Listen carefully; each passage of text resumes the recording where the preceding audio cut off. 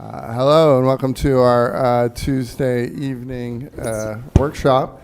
And we're here with Director Roy and Ron. I'm sorry, what's your last name, Ron? Ron Smith. And Ron Smith from the Auditing Company. Thank you for being here. Please finish introductions and take it away. Tracy Roy, City of Lewiston's Finance Director. And this is Ron Smith from RHR Smith. He's going to go through a presentation for you on the audit. I just wanted to mention on page 27 is the management discussion and analysis. That's kind of like a brief overview of the whole financials for you to read. So I will give it up to Ron. So we're going to take this 125-page document plus, and we're going to... Do you mind just moving the mic a little closer to you here for our folks at home? Can you hear me now? There we go. So we're going to take this 125-page plus document, and we've condensed it down into like a 19-page presentation to hit all the highlights of it and answer any questions that you may have. And to tell you a little bit about me, my name is Ron Smith, and I am the principal managing partner of RHR Smith & Company. I work with 90 other professionals. We do 2/3 of all the municipalities and school systems in the entire state of Maine and Vermont, so we know who you are and what you are, and certainly happy to answer any questions on the goings-on in our state out there as they may impact Lewiston. So we've got the presentation prepared for you, and I'm going to go through the highlights of it. Just take a minute. Brian's getting him to put it up. Our technical difficulties are currently being resolved.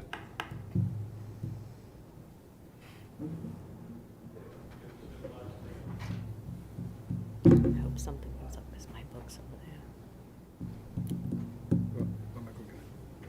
Thank you. Is your work seasonal and cyclical so that... If you could use your 165 microphone, that'd be days a great. year I do this. So and there's just so many crazy things going on out there right now with impact aid, the last kind of the funding round of all the COVID relief funds and the infrastructure package, our state changing a lot of outdated, archaic rules. I mean, it's crazy in the world of government in there. It's a fun time. It's a terrible time for me.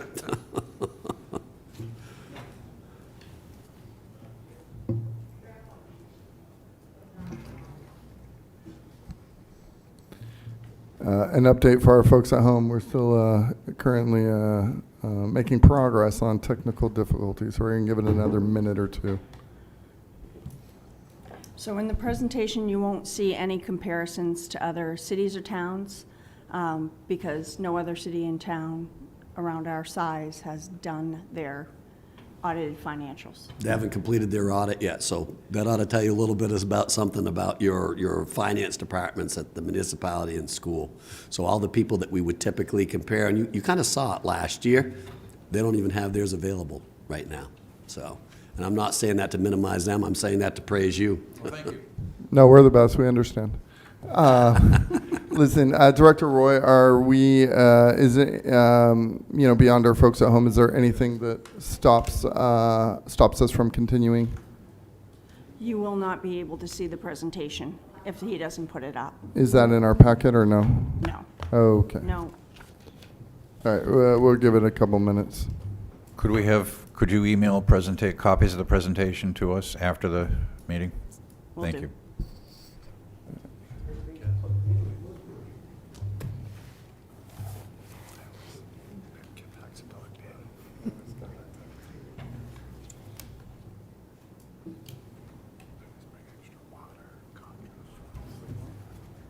I am banking on it going on that screen because I didn't bring my glasses in. Is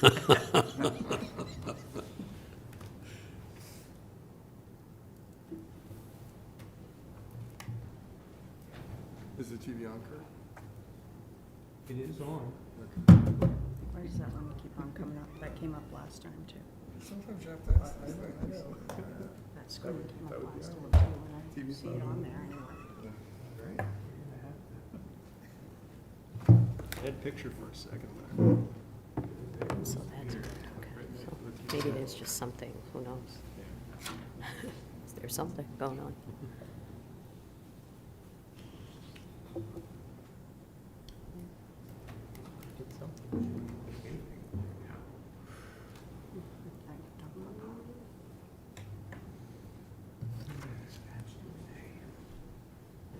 Ron, where's your home office? Buxton, Maine. Buxton. Buxton, that's our flagship. So, that, the claim to fame to that home office, it's one of the 10 oldest buildings in the entire state of Maine. So. Very nice. Yeah, we're proud of it. We've restored the whole building from literally ground up. Wow.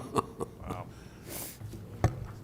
You can have us over for the summer barbecue. So, anybody ever heard, just while we're waiting, Rufus Porter, does that name ring a bell to the art world? We have one of his works Oh. in our building. Excellent. And there's only less than probably 20 of them in this world that have survived. A lot of them are overseas. Yeah. You know, and just to tell you, Rufus Porter was the state of Maine's first welfare recipient. Oh, You is know? that right? And what he used to do for a living is going around to some of the grandest oceanfront communities and painting murals Right. of their Main Street on the wall. We have one in our conference room. Yeah, it's a great piece of art. That mural was done probably somewhere in the early about 1830. Yep, yep. Yeah, so. Sorry, gentlemen. Deputy Administrator, Director Roy, are we making copies? And just making copies for you guys. Okay, thank you. All right. Sorry, carry on. We will commence once copies are copied and Yeah.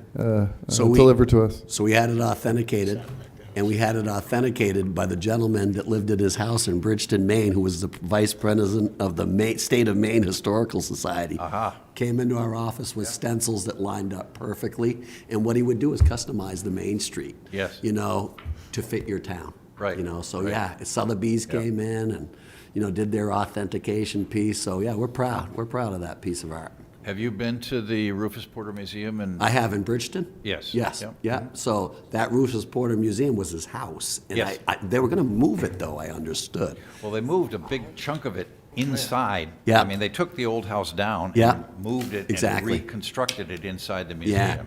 And he's got a fan club, too, for sure. A lot of people, when you nodded, like, it brought me great happiness to see, yeah, I know Rufus Porter. A lot of people don't. Yeah. But he was the world's first, foremost renowned muralist. Sure. So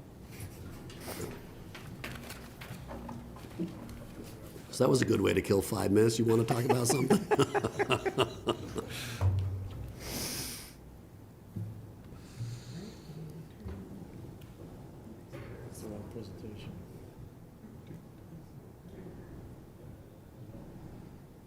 If you guys see me struggling looking at this presentation, don't laugh, because I'm going to struggle because I don't have my glasses. That was a hollow gesture. I need them.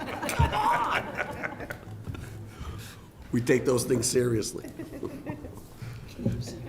Yeah, I'll see it. Mr. Smith, I can assure you that we will keep our laughter to a minimum. So Right. we appreciate your valiant efforts.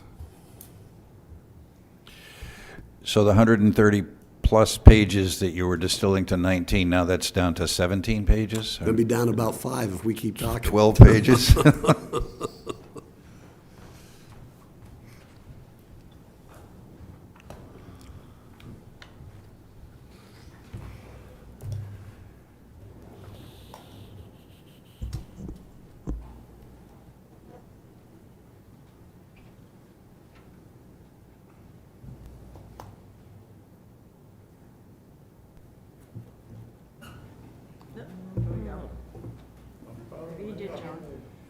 Takes an engineer. Hallelujah. Thank you, everyone.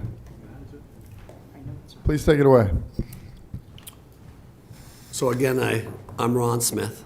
So we have concluded the City of Lewiston's June 30th, 2025 audit. And as we were kind of talking about as we were waiting to put the presentation up, be proud of it, because a lot of your communities of your size and your neighbors, they don't have their audits yet. So be proud of the ones that you have right now and the effort that went into this. So just to kind of go through some of the ground rules of what an audit is, your responsibility, our responsibilities, you give us information. We make sure that the information, that you provide us is accurate, correct. We do that through a variety of things called testing, sampling, providing work papers, doing walkthroughs. The whole profession's changed, really now. It's more of a risk assessment. What could go wrong at the City of Lewiston? And you, based upon the information, the questionnaires, things that we do during our field work, we ask these questions to obtain our understanding of how the numbers get on a piece of paper, and are they right? And that's your responsibilities up there for providing that. One of the things that I'll say that's different with the city of Lewiston and many other governments in the state of Maine is a lot of people don't realize the city of Lewiston is the exception. Maine is a very rural state. So what does that mean? City of Lewiston has a lot of infrastructure, DNA internally designed to present and give you guys information that you can depend on as you put budgets together and make financial decisions. You actually prepare your own financial statements. I'd argue you're probably less than 3% of all the communities, maybe less than 2% in the entire state that's able to deliver us financial statements that we can audit to do a presentation like that, and that's something to be proud of as well. So you actually do something called an ACFR. It's an annual comprehensive financial report that's given to the Government Finance Officers Association. You actually prepare that. We guide you. We give you recommendations. You're one of very few governments in the entire state of Maine that actually do that exercise, and be proud, because that helps you with bond ratings and things like that, you know, during the course of the year. And I'm just giving the city accolades because there's not many cities of Lewiston's out there that take the pleasure to try to excel in the excellence of financial reporting. So those are your responsibilities. You give us the product, and we give it back to you as you present it to us with comments and suggestions. Next.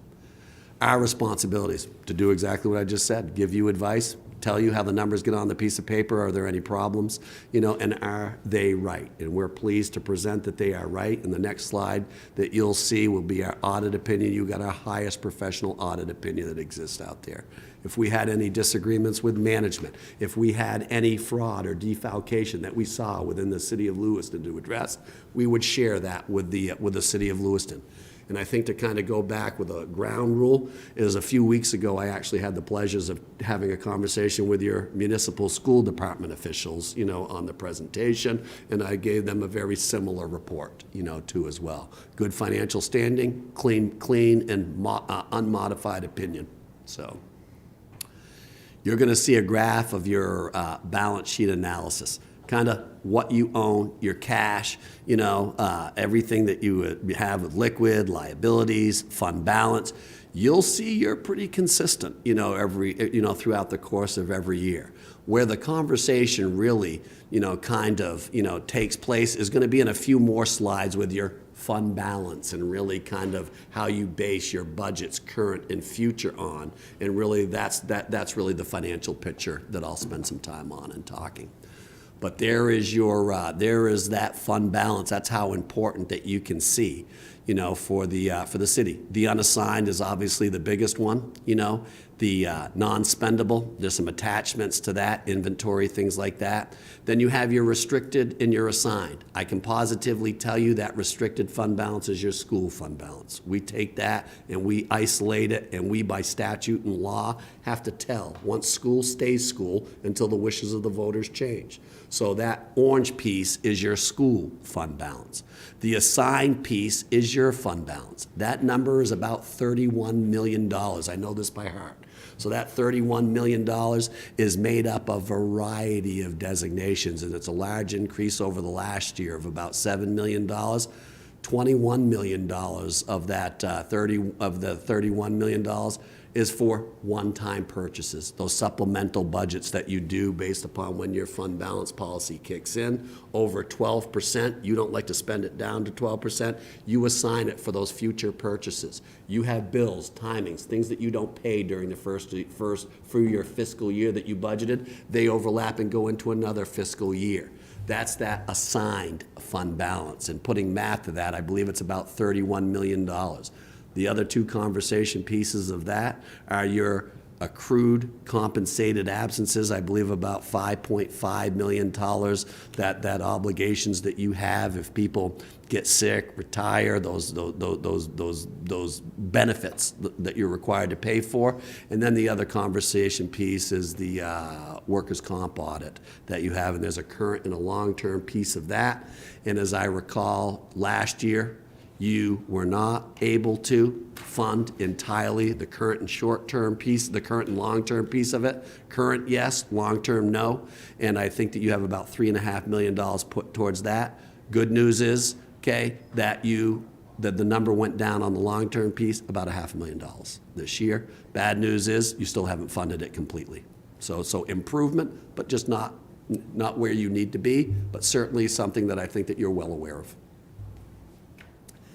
I just went through this literally, with that, because I know it by heart, those unsigned, those fund balances. Your general fund balance for the city, just for the city, largely went up, and was able to mitigate so you could put some money away. Investment earnings is probably the best way I can say it. Your investment earnings far exceeded what your estimates were, and your estimates. And I would say that what you originally budgeted for, and I would say that's probably the biggest reason that you saw that increase of allowing you to fund more, of those reserve accounts, and certainly take care of some of those one-time projects that you guys have that you traditionally put that supplemental budget to. Next. Revenues, there's your comparison. You can see that your revenues are going to go up there, for sure. And largely in part, the one thing that you're going to see is, whoa, our governmental revenues, hugely, intergovernmental revenues hugely went up. Yeah, because of the school. Remember, this is a consolidated financial statement. The school literally is the biggest reason that I can explain because of just many things. Largely, in fact, state subsidy came in higher than what their expectations were with some additional subsidy that was sent their way. I had that conversation with the school a few weeks ago. That literally impacts your financial statements as well, but that's largely the increase along with the investment earnings that I had said before. So, and there it is. There's that increase. That intergovernmental, hey, good news is that it went up. Rest of the story, that's pretty much all school on why it went up. So, expenditures, this is really kind of this is really the thing that we're coming out of COVID. I'm still not sure what reality looks like, in this post-COVID, thing, because I still think that there's so much artificial money out of there. But I'm going to tell you, if there's one thing that I'm starting to see right now, is the fact of when this artificial money, this COVID relief funds, as it's dried up, it's really made your budgets get back to, I don't think they're ever going to get back to what it looked like before COVID, but with the absence of all this money going in, a lot of the money that was subsidized by COVID relief funds, okay, it's gone now. That money's not there to subsidize. So what's that mean? Those one-time expenses that you were able to pay for COVID relief funds or ARPA funds, it's gone. So what's that mean? General fund operating budgets are returning back to normal. That's what we're seeing. I just don't know what normal is now post-COVID. So, and there it is. That is well all within your budget. So really to kind of put this into context, that education was really kind of the large reason why. That's why we restrict that fund balance. Large reason why with expenditures. You guys are pretty well right on the money, in your expenditures for city. School certainly had that expectation, there of expenses that came in. Some were funded by some of this extra subsidy. Certainly you didn't have a spending problem in Lewiston. And education, I think, is largely in part to the biggest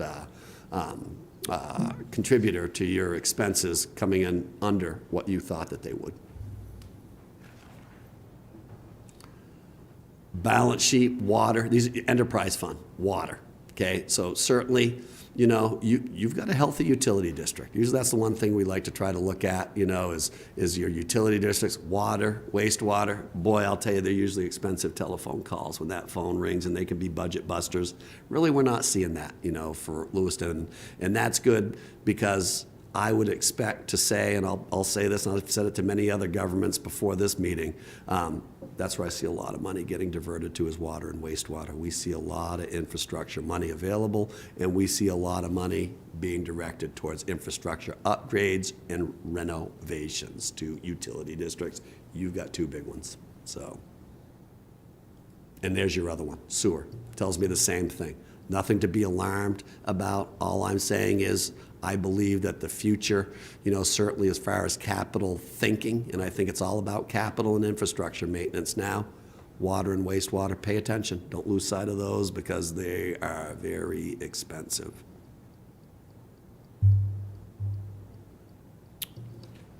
Stormwater, again, you got healthy enterprise, you got healthy utility districts. That's the best way I can say it. keep them that way. And I'll tell you, I think you're gonna, if you're gonna see more artificial money, and you're gonna see it, it's all gonna come at the heels of the last round of that COVID relief funds, that Build Back America package. So. And there's just kind of a summary of your rates, and if anything, that's consistent, and that's certainly something that I would look at to say, anything on there wrong we should talk about? Look, no, no, you've been consistent. I think your challenges are gonna be keeping up with your infrastructure, maintaining your infrastructure, upgrades. It's more expensive to do than it was before COVID, and more resources you're gonna need to do that. So do not defer maintenance. That's my advice. Next. And your expenditures, really, just nothing there that I would say, as far as, the certain areas of where you spend your money, nothing really there. And that depreciation number is really truly attached to future expansion, your wear and tear for the things above the ground, your transfer stations, your treatment plants, your pumping stations, and the infrastructure below the ground, okay? That's depreciation. It's a real number. And that's where I really think that, that's something that you, as well as other government, that's the one that I really feel that is gonna need to be really paid attention to going forward. And that's just your store. Again, you're just seeing a similar model of consistency, really, as far as, you all, some rate increases you can clearly see in there. This one, particular one being stormwater, but really nothing that says, hey, Ron, look at me. What would this conversation be? Consistent and pay attention going forward, really, planning, so for infrastructure. The information that Tracy and her staff delivered to us was accurate. Really, we don't have anything to cry fire this to you all as the responsible officials. We appreciate the effort that her and her staff gave us. And like I say, when we're having this conversation and many of your neighbors aren't, that ought to tell you, really the level of service and commitment to your finances, that you are receiving with this information. This will be my last presentation for the city of Lewiston. I wish you nothing but the best, for future upcoming audits as you facilitate to a new auditor. Will certainly help with that transition, but I am here now to answer any questions that you may have of me or us or what's going on around you. Thank you very much. Yes, questions for Mr. Smith or Director Roy? Councilor Chittum. Thank you, Mr. Mayor. Mr. Smith, you mentioned that the operating funds are going to see a rebound to pre-COVID levels because the ARPA money has dried up. I was under the impression that we had done an excellent job of using ARPA money for capital expenditures and not using that for operating expenses. So I'm a little confused about your statement. So my statement is whatever you used it for, that option is now off the table. Okay, so whatever you used it for, some people used it to go fund that accrued comp, that accrued vacation, pay increases, union negotiation settlements. Guess what? That was a terrible idea to do, because now they got to cover that gap future, and they don't have this funding to do it. All I'm saying is whatever you used it for, that money is now gone. I believe, and I think I said this last year, that you used it in the right areas. That's exactly where I would have used it for, capital and infrastructure upgrades. I think that there's actually more of that money that's going to be made available to you in the world of government. Continue to use it for that. Okay, so. I wanted to clarify that point because it was a little confusing to me. The enterprise funds for water, sewer, stormwater, sewer and water, and stormwater. We have three. One of the looming expenditures that we are always concerned about is the possibility that Lewiston Auburn is going to have to build a filtration plant. We're talking, I think, now in the order of $60 million for that facility. Do you have any suggestions as to how we ought to prepare for that? We do not have a timeline. Yep. So far, we continue to obtain the waiver, but in the future, there will be a time come when we're going to have to lay out a significant amount of capital for a big infrastructure improvement. My suggestion is this. you're already doing the right thing. You're having a conversation with your neighbor. May I suggest that there's going to be some agreement that's going to come out of that conversation to identify what it is you need, and more importantly, what it is it's going to take, what's going to take you both to maintain that going forward. Sounds like you're going to share a system there. That makes perfect sense. And there's statutes, that exist to allow you to enter into these interlocal agreements. The boundary signs ripped down. You found a very common service and, for lack of a better word, talking point, that's going to affect future budgets. Can carry on. But I would suggest you engage in these conversations, because over the next 3 years, this infrastructure money that we're seeing for these exact projects, take advantage of them through the wastewater and stormwater programs that exist at our bond bank right now. You'll never see money like this again. I can't, that's not fair for me to say. Currently, with what they have available for programs, take advantage of these programs now, because we don't know when they're going to come back. It's probably the best way to say that. Okay, thank you. You didn't hear the word, I didn't hear the words I wanted you to say, and that is sinking fund. Can you talk to that about, for a moment? I guess I would want to know, Counselor, what kind of sinking, are you talking about like a bond sinking fund? Are we talking about like some like pollution control mitigation sinking fund? What kind of sinking fund are you thinking? Well, as I mentioned, we may well be facing the prospect of building a $60 million water filtration plant for our drinking water. Yeah. And I guess I'm looking at some guidance as to whether or not it would behoove us to start saving for that now. Yeah. And creating a fund of all the surplus money that we have. That was me being facetious. Yeah. I have to clarify that these days. Yeah. But I would like your thoughts on building a sinking fund Yeah. to further those I don't- anticipated I expenditures. think before you use your own money, I'd understand what exists that you could tap into for resources. And may I suggest the bond bank, through its revolving loan funds for the Clean Water Drinking Act, and USDA and EPA are usually partners out there with the bond bank. I think you've got great access to external money as you build this plan to do exactly this collaboration with your neighbor Auburn. May I suggest you see, right now what's available to the city of Lewiston and Auburn to do so. There is a lot of money to do what you ask. And I think once you entertain and get through those conversations, then I think you're going to start answering your question on really kind of what the math looks like at the city of Lewiston in its budget and future budgets on how that would impact. But I think it's got to really start with what your plan's looking like, what's available for resources out there, and there are a lot of resources available to you now before you start using your own. So. Thank you. I know we're running short on time here, but any further questions on the reporter presentation for RHR or our director? Anything further from you two? Thank you so much. We appreciate you being here. Thanks for sticking with us through some technical difficulties. A huge shout out to our MIS department. And if we have questions, Director Roy, we can always email you, correct? And I'm certainly more than happy to answer, and even send you some of those people's way that I would knock on their door right now. Excellent. Thank you. Thank you both Thank so you all. much. Madam Clerk, or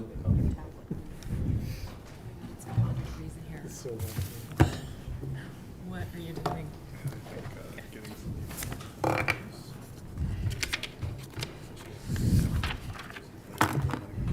All set for the, I think we're ready for an executive session, Madam Clerk. Mr. Mayor, executive session to discuss the acquisition or disposition of real estate of which the premature disclosure of the information would prejudice the competitive bargaining position of the city. Requested action, to enter into an executive session pursuant to Maine Revised Statutes Annotated, Title I, Section 4056C, to discuss the acquisition or disposition of real estate of which the premature disclosure of the information would prejudice the competitive bargaining position of the city. Madam Clerk, please call, or may I have a motion, please? Mr. Mayor, could we combine these two into one motion? Yes, so you have two executive sessions for the same topic as cited under state statutes, two separate projects, but the same motion regarding real estate. So moved. Thank you. Councilor Shem, second by Councilor Harriman. Madam Clerk, please call the vote. Counselor from Ward 3, Yes. Ward 4, Yes. Ward 5, Ward 6, Yes. Ward 7, Yes. Ward 1, Yes. Ward 2. Yes. Motion passed by a vote of 7-0. Thank you very much, Madam Clerk. We're heading into executive session, and then we will be back for as close as possible to 7 p.m. for our evening meeting. When was our last?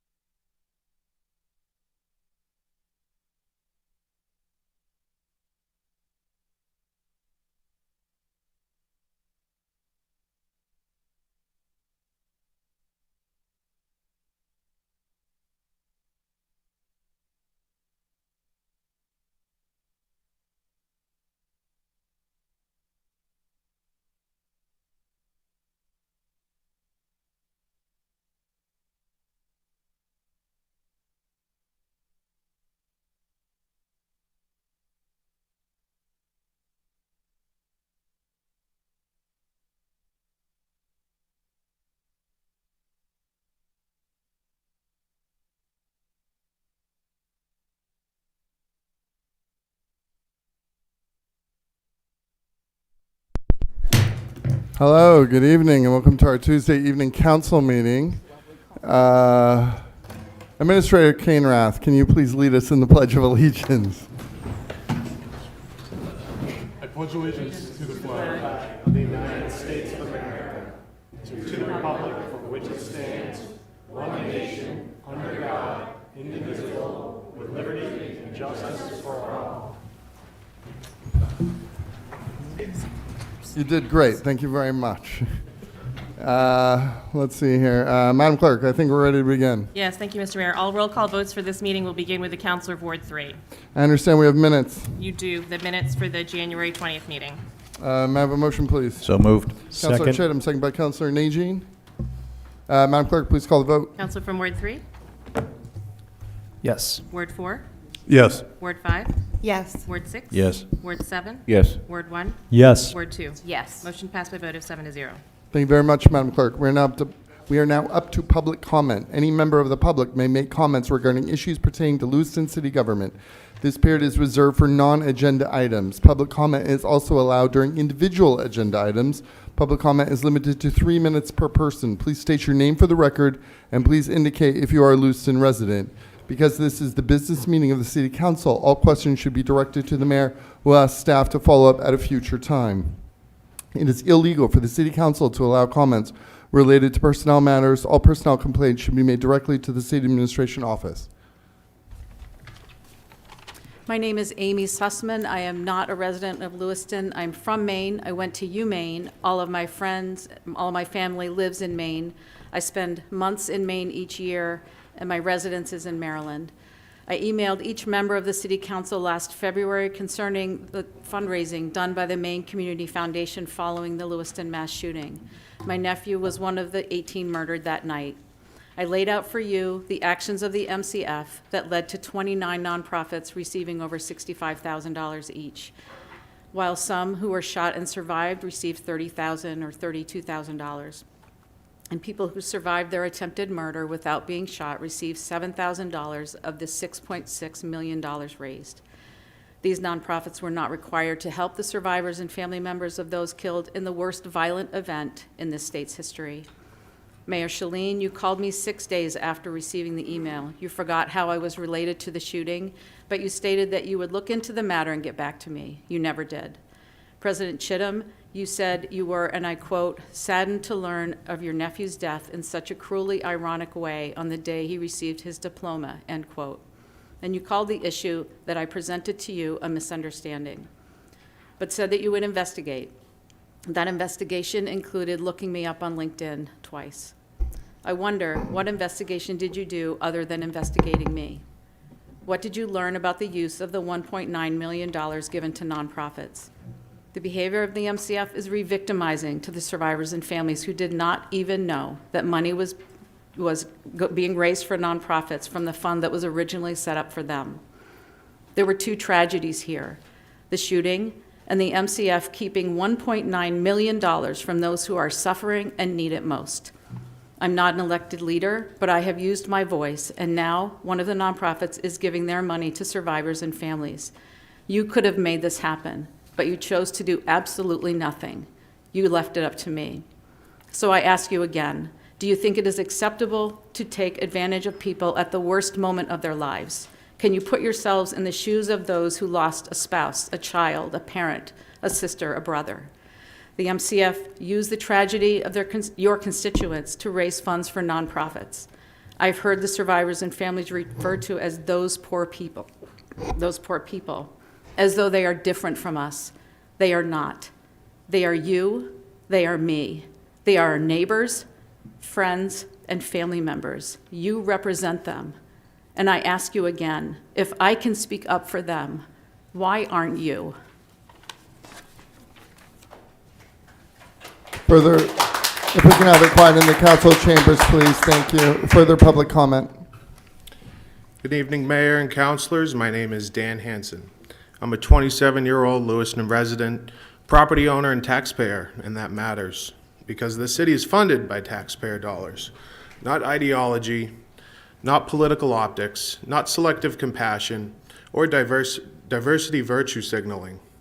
Lewiston is struggling, not because of it lacks potential, but because too often this council's decisions appear disconnected from the needs of everyday residents and taxpayers. Those are the people who work here, who own businesses here, follow the law, and pay the bills. Before I continue, I want to acknowledge that some members of this council have indeed acted in the best interests of their constituents. My comments are not directed at them, but at broader patterns that are eroding public trust. In recent months, Lewiston has made national headlines for all the wrong reasons: ballot eligibility failures, a deeply questionable council appointment process, and taxpayer-funded harm reduction policies that have coincided with open drug use, encampments, and declining safety downtown. These are not abstract issues. They're real decisions with real consequences for neighbors, small businesses, public safety, and property values. There's an old adage that I believe applies here. That is, take care of yourself first so you can take care of others. In city government, that means taking care of taxpayers first so the community actually has the capacity to help others. Public safety and responsible spending are not optional. They are the foundation that makes compassion and progress possible. My purpose tonight is simple: to make clear that these decisions have not gone unnoticed, and they matter. Lewiston matters. This city belongs to the people who live here, work here, and pay for it. I urge this council to respect the city charter, enforce laws consistently, and put everyday residents and taxpayers at the center of every decision you make. Finally, I want to thank this council for making one thing clear: these choices matter. Because of the direction this body has taken, I am motivated to run for city council one day, to truly represent the taxpayers and residents of Lewiston, and ensure that our city is a safe, vibrant, and beautiful place to call home and raise a family. Thank you. If we can have it quiet in the chambers, thank you. Further public comment? Hello, everyone. My name is Brian LeClaire. I'm a Lewiston resident. I was actually at Schmangy's the night before the shooting, and I was helping my friend Arthur Strout warm up for his league night, which was the night he was killed. My cousin was at the bowling alley with his family, where they had to be traumatized. They survived, but they were traumatized by this. I personally think it's messed up that that politicians have the ability to put their hands on the donation money for these victims and their families to be able to use them how they like to for their agendas. If that's the case, that's pretty messed up. And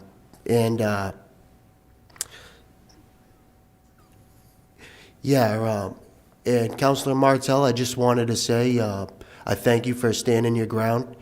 And I got a message today from Ryan Melanson from Leeds with the Androscoggin Republican Committee. He wants to say that he appreciates you as well. So that's all I have to say. Thank you, guys.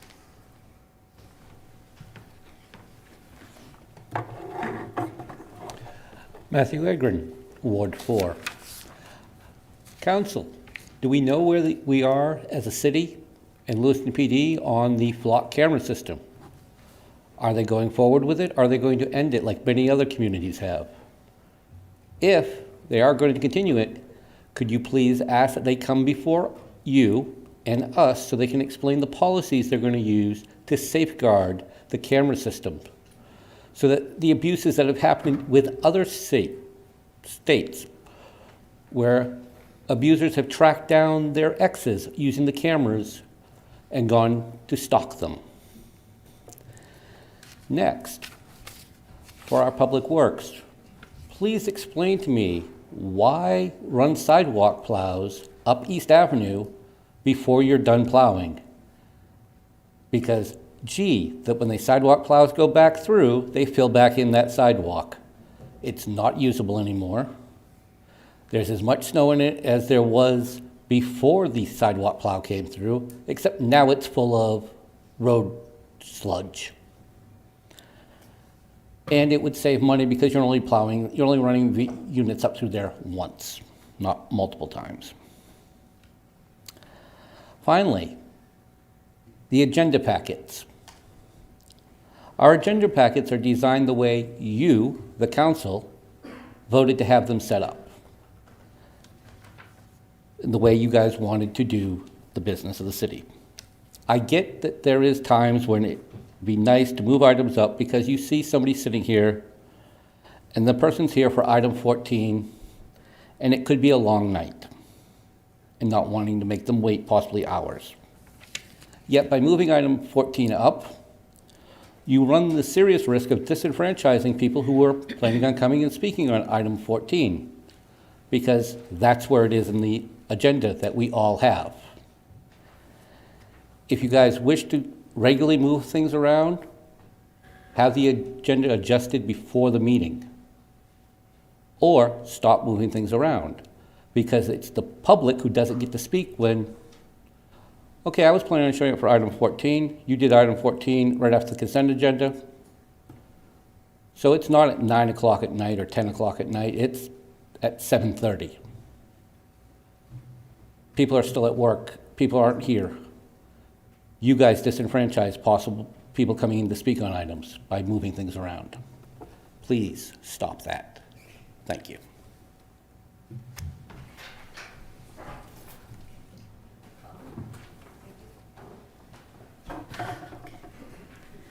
Paula Michaud, Ward 3. I am the victim of false claims of harassment and stalking. The false claims are an abuse of the protection order, and the individual should be charged with making false statements to the police. In the beginning of March, I called the school where my grandchildren attend. I was hoping to speak with a counselor regarding concerns that my grandchildren's paternal relatives were being alienated. The phone call resulted in a complaint to the police, and I was arrested, charged with stalking, and a temporary protection order was granted. I was arrested a total of 5 times by police officers due to these false claims, Lewiston police officers. One of the arrests involved the breaching of my door, social media posts which I made despite Judge John Martin forbidding me to exercise my right of free speech. In an effort to defend myself against the bogus charges was why I was arrested. 2 officers arrested me when I went down to the police station on March 24 to pick up a police report that was not there. It was a trap to arrest me in the police station. That was March 24. Remember the big storm we had? I had to walk home 2 miles in that slush. It was very dangerous. 2 days later, I appeared in court where my accuser presented 15 exhibits. Most of them actually proved that she was the one who exposed my grandchildren to my social media posts. They would not have been on the internet at ages 10 and 8 reading my social media posts. Her exhibits proved that she had one of my grandchildren holding the phone, which my messages were on. They weren't harmful. I was the victim of yet another arrest on the evening of March 30, which is when they breached my door. I was released into the streets of Auburn after midnight without a phone, in my PJs, 2 miles from home. There were no cabs open. That's a public safety concern. And your chief, on July 15, I stood before this council and I handed him my complaint. He was in plain clothes. Guess what? Derek St. Laurent, I spoke with a few days ago, says there's no such complaint. So Chief St. Pierre, who announced his We're not gonna retirement use, soon after, former 22 city seconds employees' left, I names. reclaim my time. Do not I am mention talking city about public employees. safety meetings, which you guys made the members, most of the members are Lewiston officers or city government. Nobody's going to go to the meetings. There was only 2 held in 2.5 years. I tried to get on the meeting. I could never get any information. That's time. Thank you. By the way, that's time. Thank you. St. Pierre is That trying is to be a time. United Thank States you. Marshal. Thank He's you. unqualified. That's time. Thank you. There should be an investigation on my complaints. Please stop, or we'll have you removed. I'm removing myself. Thank you. I'll watch from home. Please continue, sir. Mayor Shalene, distinguished members of the Lewiston City Council, my name's David Boyer. I'm a state representative from Poland, and I represent Poland and Mechanic Falls. I know you're not supposed to believe everything that you see on Facebook, but I did see that it was Councilor Martell's birthday today, so I did want to wish him a happy birthday.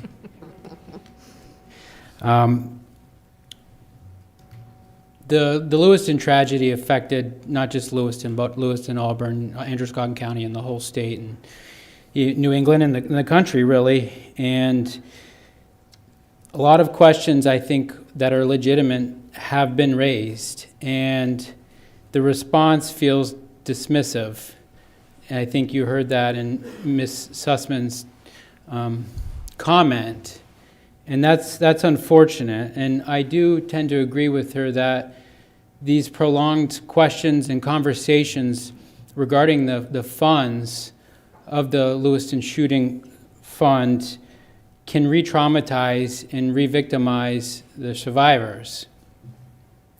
And can the Lewiston City Council say that every survivor's medical bills are paid, that no one owes any money? Can that be said? I think it's a good metric to see how the funds were going, and if maybe there should have been a different disbursement ratio between the nonprofits and the victims.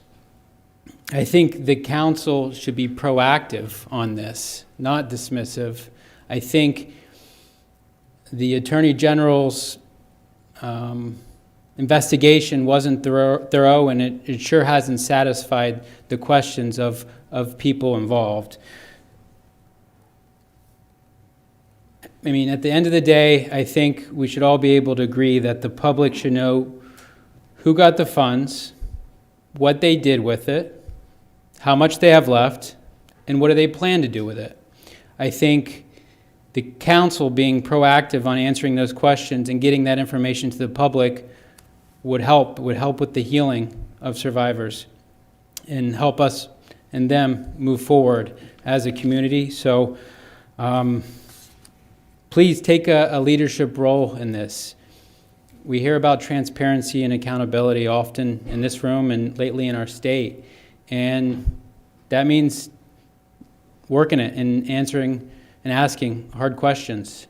And it's great to hear that one of the nonprofits is working to rectify the disbursement, as Ms. Sussman in the news has announced. That should be rewarded. They shouldn't be afraid. They shouldn't be anonymous. We should reward good behavior and doing the right thing. Thank you, Council. Thank you. Further public comment? It's always a treat following Mr. Boyer. I wish I was so eloquent. Members of Lewiston City Council, Mayor Shamim, and residents of this community, I stand here today. I'm sorry, can you please say your name and where you're from? 51 Eastman Lane, Auburn, Maine, Quentin Chapman. I stand here today as the state representative from Auburn, as a voice for the heartbroken families and survivors who continue to bear the scars of October 25th, 2023. 18 lives were stolen, 13 more were wounded, and countless others were left traumatized. In the aftermath, the world rallied and donated generously to support those directly impacted. But now, more than 2 years later, the painful truth is recognized. Much of that money never reached the victims and families who need it most. It's time for this council to take a stand to demand that the nonprofits return those funds to the people they were intended for. The Maine Community Foundation raised $6.6 million, with donors believing their contributions would go entirely to the victims and survivors. Yet it is claimed that $4.7 million was distributed to 162 individuals directly affected, averaging around $30,000 per person. Not nearly enough in most cases to cover the cost of medical. The remaining $1.9, it was quietly funneled to 29 nonprofits, each receiving $65,500, more than double what some of the shooting victims received. These organizations included groups with no direct connection to the tragedy. Some recipients have since gone out of business, and others have failed to explain how they use the funds for shooting-related recovery. This isn't just a numbers game, it's a betrayal of trust. Families like that of Max Hathaway, a 35-year-old father killed while celebrating his recent college degree. Auburn City Councilor Leroy Walker lost his son. And a family close to mine, very close to mine, were involved in that shooting. Emails to victims promised 100% of all donations would go to the victims and survivors. What we now know, that is not what happened. Had the $1.9 million been redistributed directly, each victim or family could have received additional money to help with therapy, lost wages, or rebuild lives. However, change is possible, and it's already starting. After national scrutiny, one nonprofit has stepped up and is or has returned $65,000 grant to the victims, setting a precedent. As Lewiston's leaders, you have the power to amplify the voices requesting the return of those stolen funds. And I urge the City Council to pass a resolution today. Formally request that all 29 nonprofits return their grants to a victim-centered fund overseen transparently by survivors and city officials.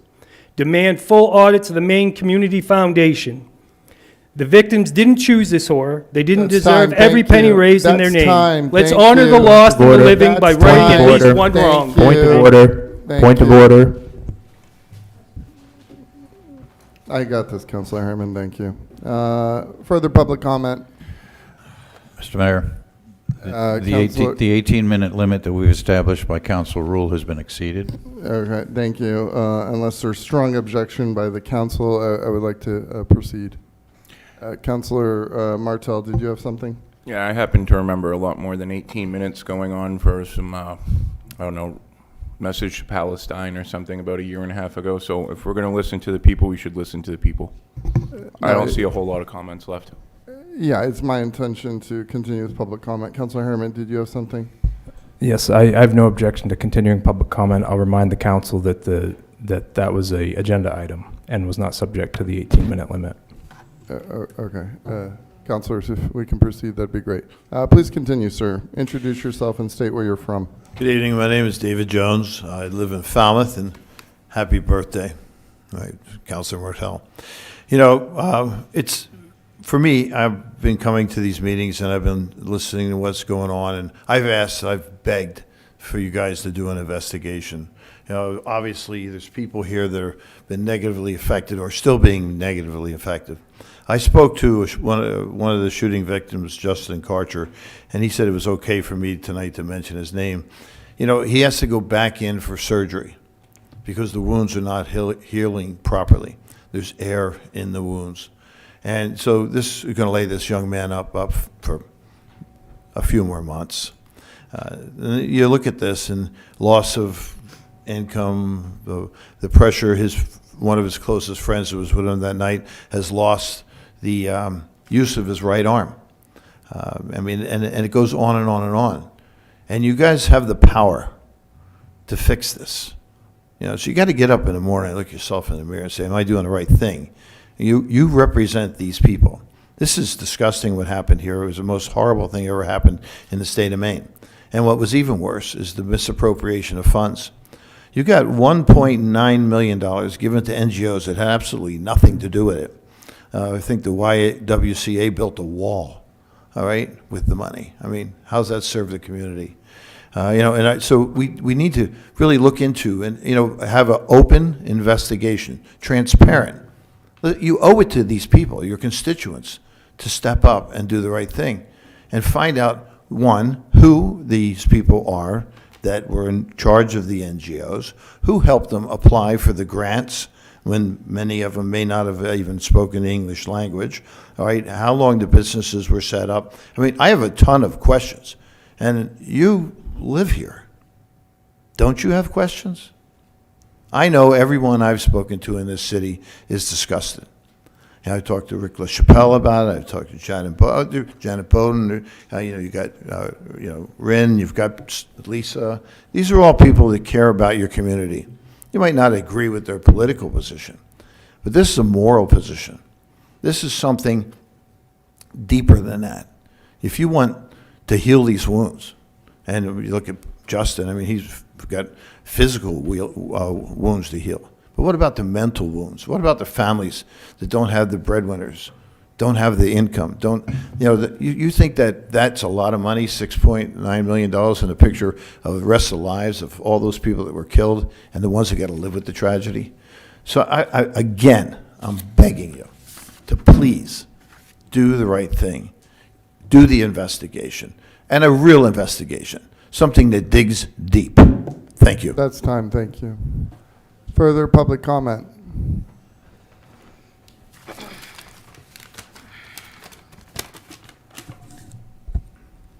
My name is Lisa Jones. I live in Ward 2 and I own a business in Ward 7. I'm here tonight because I am seeking transparency.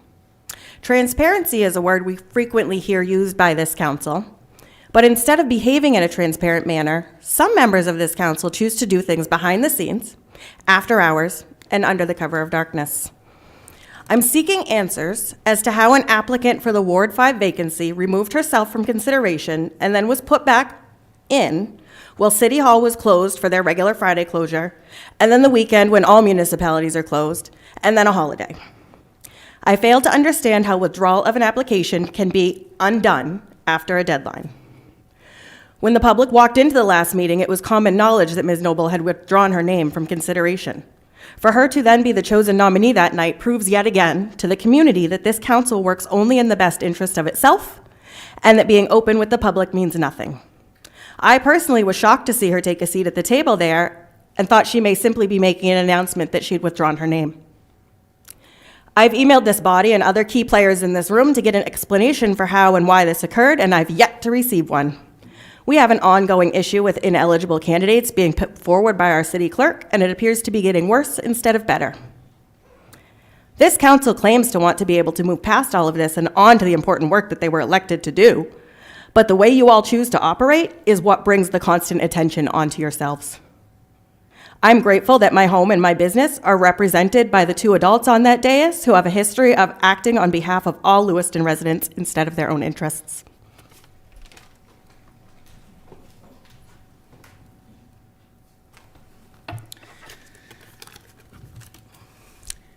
Andrew Jones, Ward 2. Before I get into what I came here to speak about tonight, I just want to say something about the two counselors who have not been paying attention to a single person speaking tonight. Scott Harriman and Mike Roy. You guys have been staring down at whatever it is that you're writing this whole time. Yeah, I see you writing down stuff. It doesn't look like you're paying very much attention. Yeah, you didn't once look up at anyone until you were called out. Scott, same thing. I don't know what you're doing. Maybe you're just writing another campaign speech or something. But yeah. So the reasons I came to speak tonight, first, I read an article online on January 30th, and it was about an interaction between Councilor Martell and Councilor Chittum regarding some comments that were made to a publication.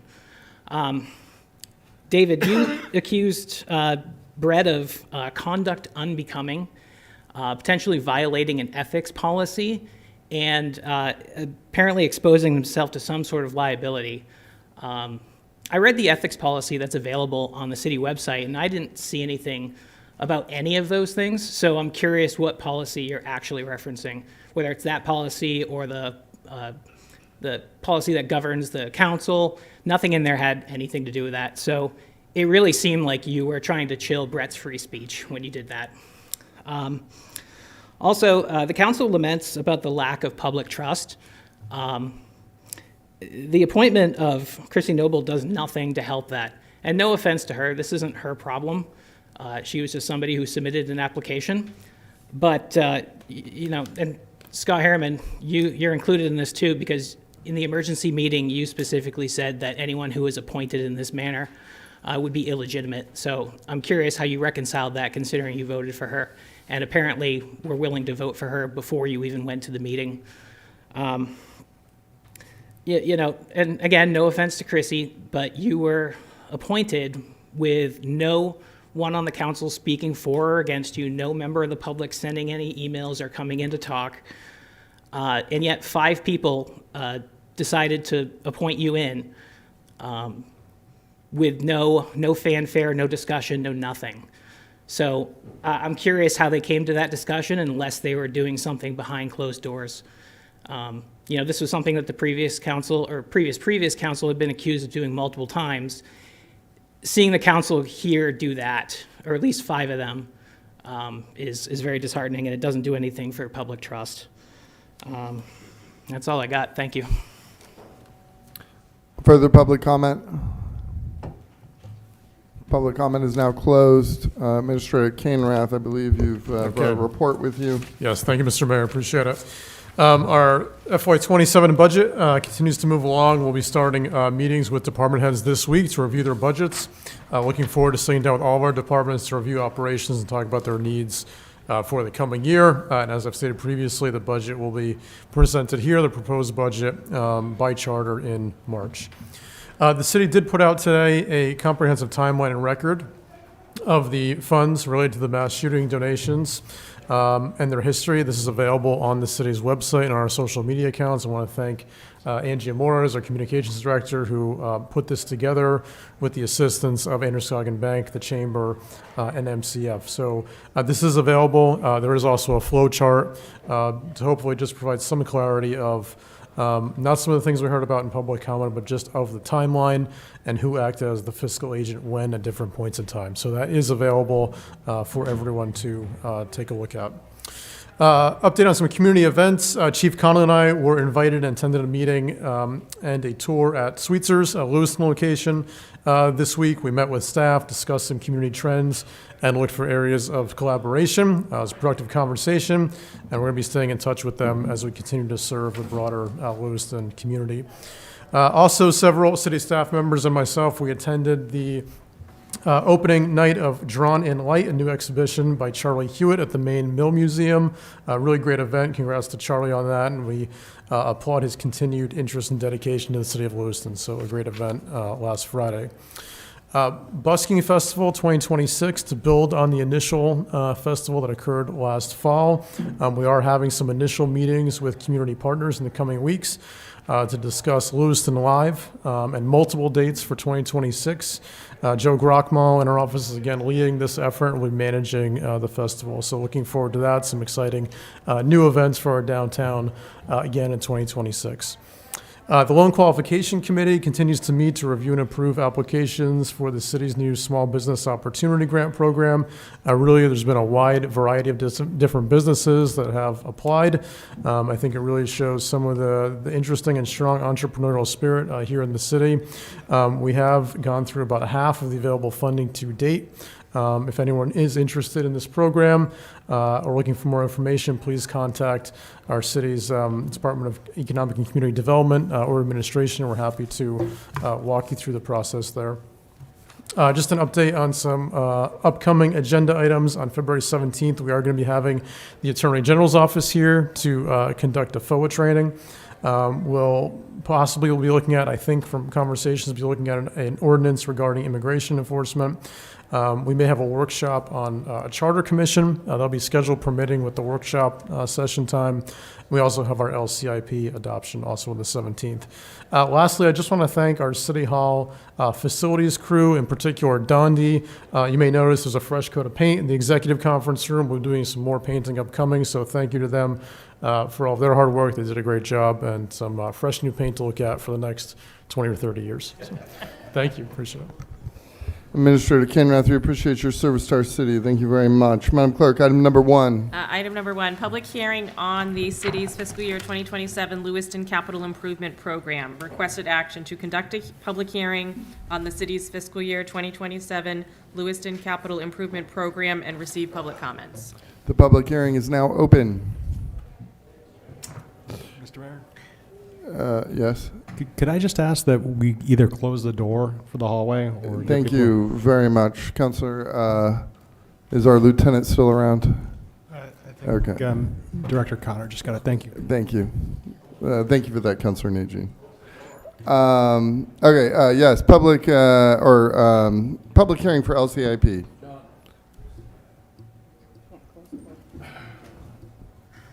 Going once. Going twice. The public hearing is now closed. Item number 2. Item number 2, public hearing and final passage regarding an amendment to the Offenses and Miscellaneous Provisions Ordinance to expand the area of prohibited use of tobacco products in the downtown area. Requested action that the proposed amendment to the City Code of Ordinances, Chapter 50, Offenses and Miscellaneous Provisions, Article 1, in general, Section 50-19, prohibiting tobacco use in designated public rights-of-way, receive final passage by a roll call vote. May I have a motion, please? So moved. Councilor Chittum, second by Councilor Harriman. Discussion? Councilor Najin. I have a quick statement from the Public Health Committee concerning the request. And I also want to point out that I was contacted by a business person on the top of Park Street who is interested in seeing the no smoking area apply to both sides of Park Street to Oak. And there's really only one business there on that stretch at the moment. The Public Health Committee notes that the proposal to expand tobacco-free streets referenced in the agenda was not brought forward for committee consultation. Given the policy, health, and community impact implications of such initiatives, the committee believes this is precisely the type of proposal that would benefit from Public Health Committee review and input prior to advancement. I just want to put that forward. I'm on the committee myself, so it is my mistake for not pointing it out.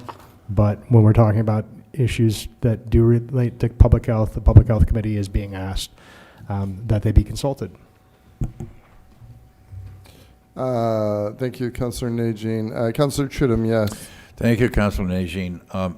That's an excellent idea, excellent suggestion. We have resources available to us. How do we ensure that going forward we are reaching out with decisions that the council is being asked to make that could be referred to various committees, boards, and commissions for their recommendations? So I think as far as the Public Health Committee is concerned, part of that comes back to the counselor that's appointed to it, communicating with the Public Health Committee. But this would apply for any committee that any counselor serves on. Just communication with those volunteer citizens to make sure that we're getting the feedback that is relevant. I know that Healthy Androscoggin, for instance, has some resources available for us that they could dedicate for signage, other pieces like that. So, yeah. Thank you. Further comments, questions from the council? Public comment for this agenda item. Back to the council. Madam Clerk, please, Councilor Najin, did you have something? I'm just wondering if we'd be willing to accept a friendly amendment to extend the non-smoking area to the other side of Park Street to Oak as well. So it's not just one side of Park. One second as we clarify. Madam Clerk, I think that this would be a substantial change. What do you think? I would agree, Mr. Mayor, because we've advertised it as this particular side. So just for clarification, Councilor Najin, you would then under F add and southwest side. Is that what you'd be looking for? Yeah, it would be both sides Right. of Park. I think from a public disclosure, Mr. Mayor, because we've already run the legal ad, which, you know, referred back to this agenda item, which had the designated area. So a potential thought might be to ask the Public Health Committee their thought and to look at maybe the whole zone area and see if they have other thoughts to expand it for different coverage in different areas. And then we could come back to council with an expanded area if they had that recommendation. Would the council be amenable to that? I think given that this is the second reading, I think that makes some sense if you're okay with that. I'd be absolutely fine with that, yeah. Okay. Further comments before we call the vote? Madam Clerk, please call the vote. Councilor from Ward 3? Yes. Ward 4? Yes. Ward 5? Yes. Ward 6? Yes. Ward 7? No. Ward 1? Yes. Ward 2? Yes. Motion passed by a vote of 6-1. Thank you very much, Madam Clerk. Item number 3. Item number 3, public hearing and final passage for an amendment to the Zoning and Land Use Code, Article 2, definitions for changes to the definition of accessory dwelling unit and daycares, and to add a definition for tree caliper. Requested action that the proposed amendments to Appendix A of the Code of Ordinances, Zoning and Land Use Code, Article 2, definitions regarding accessory dwelling unit, daycares, and tree caliper receive final passage by a roll call vote. May I have a motion, please? So moved. Counselor Chittum, seconded by, Second. Counselor Longchamps, yes, thank you. Director Connor, please kick us off. Thank you, Mr. Mayor and councilors. On the 20th, we had the first reading of these 5 agenda items to make changes to the land use and zoning code, a lot of them being legislative driven. In your packets, I provided some answers to some of the questions that some of the councilors had at the last meeting. Barring any further questions, nothing has changed on any of these agenda items. Questions, comments from the council? Counselor Chittum. Thank you. Thank you, Director, and thank Deputy Director Norton for her memo. The last paragraph of that memo makes a recommendation or suggestions for actions that we could take regarding minimum heights. We have already moved this, and we've discussed that removing a significant portion could be a significant change. It's been advertised as printed. I would like to confirm with the city clerk, through you, Mr. Mayor, if that's appropriate, that removing the minimum height provisions of this on second reading would not be an appropriate action. I would concur, because it would be a substantive change. Yes, so we'd need to come back for another amendment at a future meeting. Was that everything, Counselor Chittum? Yes, that decides my vote. Thank you. Yes, Counselor Najin. So, first of all, Director Connor, thank you for your follow-up email yesterday. That was very helpful. My concern here with NCB, with the 20-foot height requirement, is one, I don't think that we've been in danger of anything being built in NCB in the past 3 years. Like, I don't think anybody's pulled a new building permit. And so therefore, if we're limiting the structures that will allow being built in those areas, it's problematic, to me anyways. My house was built in 1893. It is barely 20 feet tall. The Spring Street Variety on the corner of Spring Street and Bridge, that's a local, I mean, it's empty now. It's unfortunately not doing anything. But if you look at like Eddie's Variety in Portland, that is a one-story convenience store that serves a whole neighborhood. We've allowed neighborhood businesses and restaurants in NCB. It also has an accessory commercial unit in front of it, which is a 10 by 20 building that's a barber shop. There's a lot of possibilities for redevelopment in the neighborhood that when we talk about the character of the neighborhood, the 20-foot height restriction, a 2-story, 400 square foot home is going to increase the cost by 70%. And so if we're talking about courtyard cottages, or if we're talking about affordable housing that we desperately need, I think limiting the height arbitrarily is a problem. And so I can't support that portion of it, and unfortunately I'm going to have to vote against the entire piece because of that one portion. And I understand the purpose, and I'm not criticizing anybody. I'm just saying when I go through my neighborhood and I see homes that are 12, 16 feet tall, as well as the fact that, like, and I know that my neighborhood is not the only NCB neighborhood, but you look at the infab building. The infab building is 16 feet tall. A lot of times we're talking about space in NCB that abuts industrial space, and these are not necessarily 2 or 3 story buildings. A lot of times they're 1-story buildings. Councilor Harriman. Thank you. I have a similar concern. I just wanted to clarify which agenda item that height restriction is in. I think it's in item 6, but I just wanted to double check.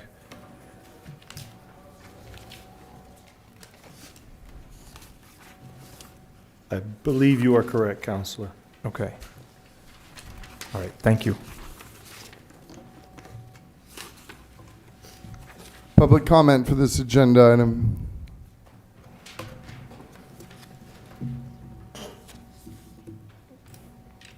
Bless you, Counselor.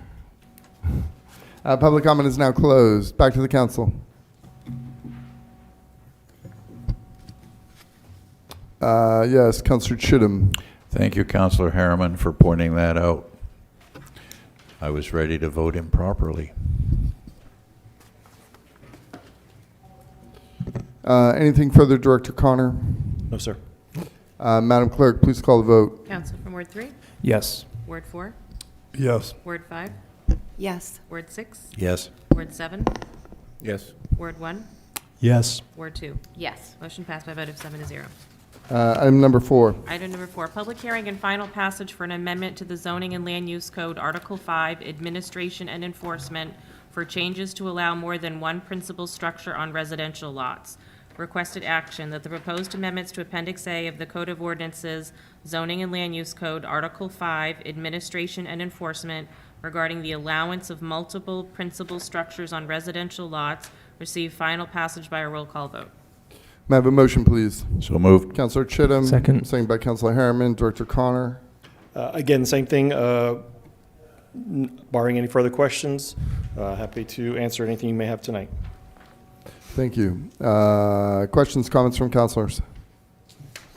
Public comment for this agenda item.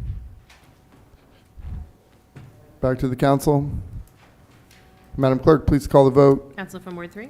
Yes. Ward 4? Yes. Ward 5? Yes. Ward 6? Yes. Ward 7? Yes. Ward 1? Yes. Ward 2? Yes. Motion passed by a vote of 7-0. Thank you very much, Madam Clerk. Item number 5. Item number 5, public hearing and final passage for an amendment to the Zoning and Land Use Code, Article 9, Appeals and Variances for a change to setback variances for dwelling units. Requested action that the proposed amendments to Appendix A of the Code of Ordinances, Zoning and Land Use Code, Article 9, Appeals and Variances for a change to setback variances for dwelling units receive final passage by a roll call vote. May I have a motion, please? So moved. Counselor Chittum. Second. Second by Counselor Najin. Director Connor. Again, same thing. This one was discussed on the 20th, and happy to answer any further questions that the council may have.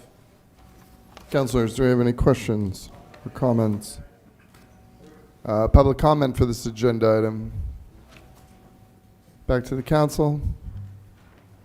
Madam Clerk, please call the vote. Counsel from Ward 3? Yes. Ward 4? Yes. Ward 5? Yes. Ward 6? Yes. Ward 7? Yes. Ward 1? Yes. Ward 2? Yes. Motion passed by a vote of 7-0. Item number 6. Item number 6, public hearing and final passage for an amendment to the Zoning and Land Use Code, Article 11, District Regulations for changes to the space and bulk table and land use table regarding mobile homes, daycares, and used car dealers and new dimensional requirements.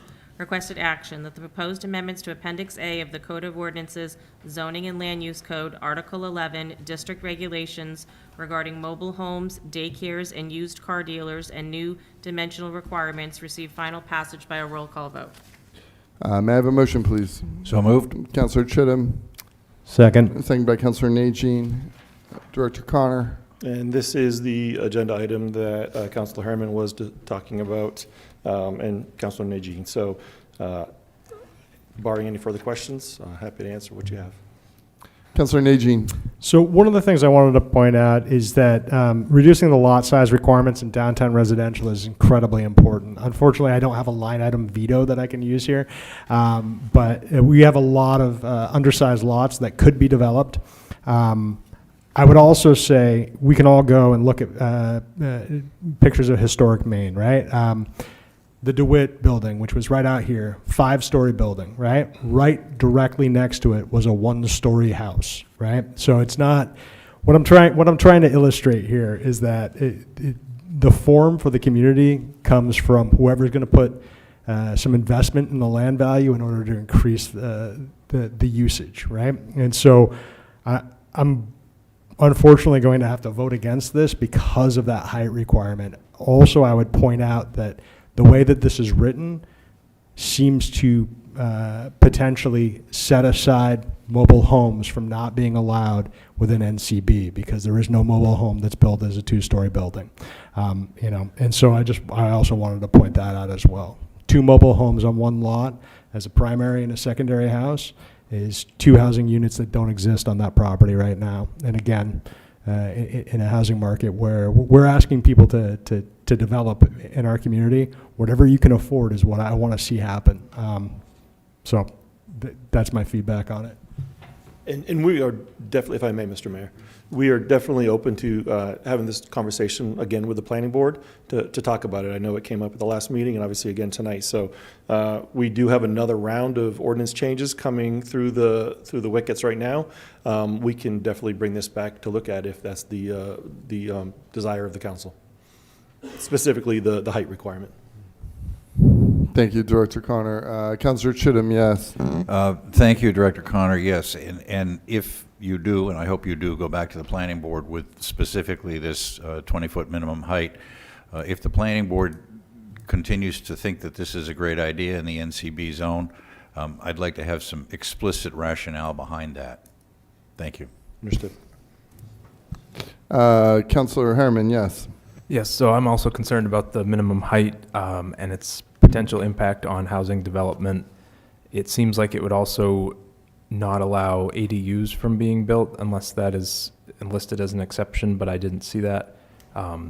So that would be another vote against it, in my opinion. Just in a market where we need so much housing right now, I don't see artificially restricting it based on a height requirement. Public comment for this agenda item. Back to the council. Councilor Nagy. One point that I'd like to bring forward too is just the accessory commercial unit piece, or just commercial units in general, right? NCB, we worked very hard to make sure that we would allow neighborhood restaurants and businesses. Most of the times, you're not going to build a 2-story. Like for instance, if I have a corner lot, I'm not saying it's me that's going to do this, but I have a corner lot. If I wanted to put a Heathco's there, it would not be allowed. And so, I think these are the challenges that we're seeing with the height restriction. Councilors, thank you. Anything else further, Director Connor? No, sir. I've got all the notes. Thank you. Thank you. Madam Clerk, please call the vote. Councilor from Ward 3? No. Ward 4? No. Ward 5? No. Ward 6? No. Ward 7? No. Ward 1? No. Ward 2? No. Motion failed by a vote of 0 to 7. Item number 7. Item number 7, public hearing and final passage for an amendment to the Zoning and Land Use Code, Article 12, performance standards for changes to the standards regarding the placement of fences in front setbacks, ADUs, parking requirements, and the terminology for daycare facilities. Requested action that the proposed amendments to Appendix A of the Code of Ordinances, Zoning and Land Use Code, Article 12, performance standards regarding the standards regarding the placement of fences in front setbacks, ADUs, parking requirements, and the terminology for daycare facilities receive final passage by a roll call vote. May I have a motion, please? So moved. Councilor Chittum. Second. Seconded by Councilor Harriman.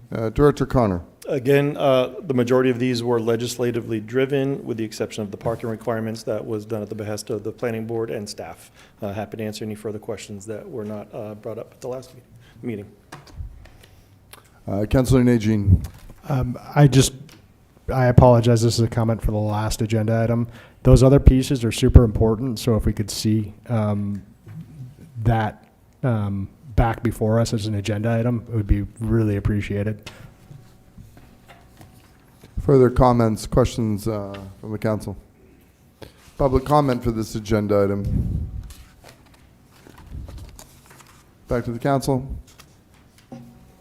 Anything further, Director Connor? No, sir. Madam Clerk, please call the vote. Councilor from Ward 3? Yes. Ward 4? Yes. Ward 5? Yes. Ward 6? Yes. Ward 7? Yes. Ward 1? Yes. Ward 2?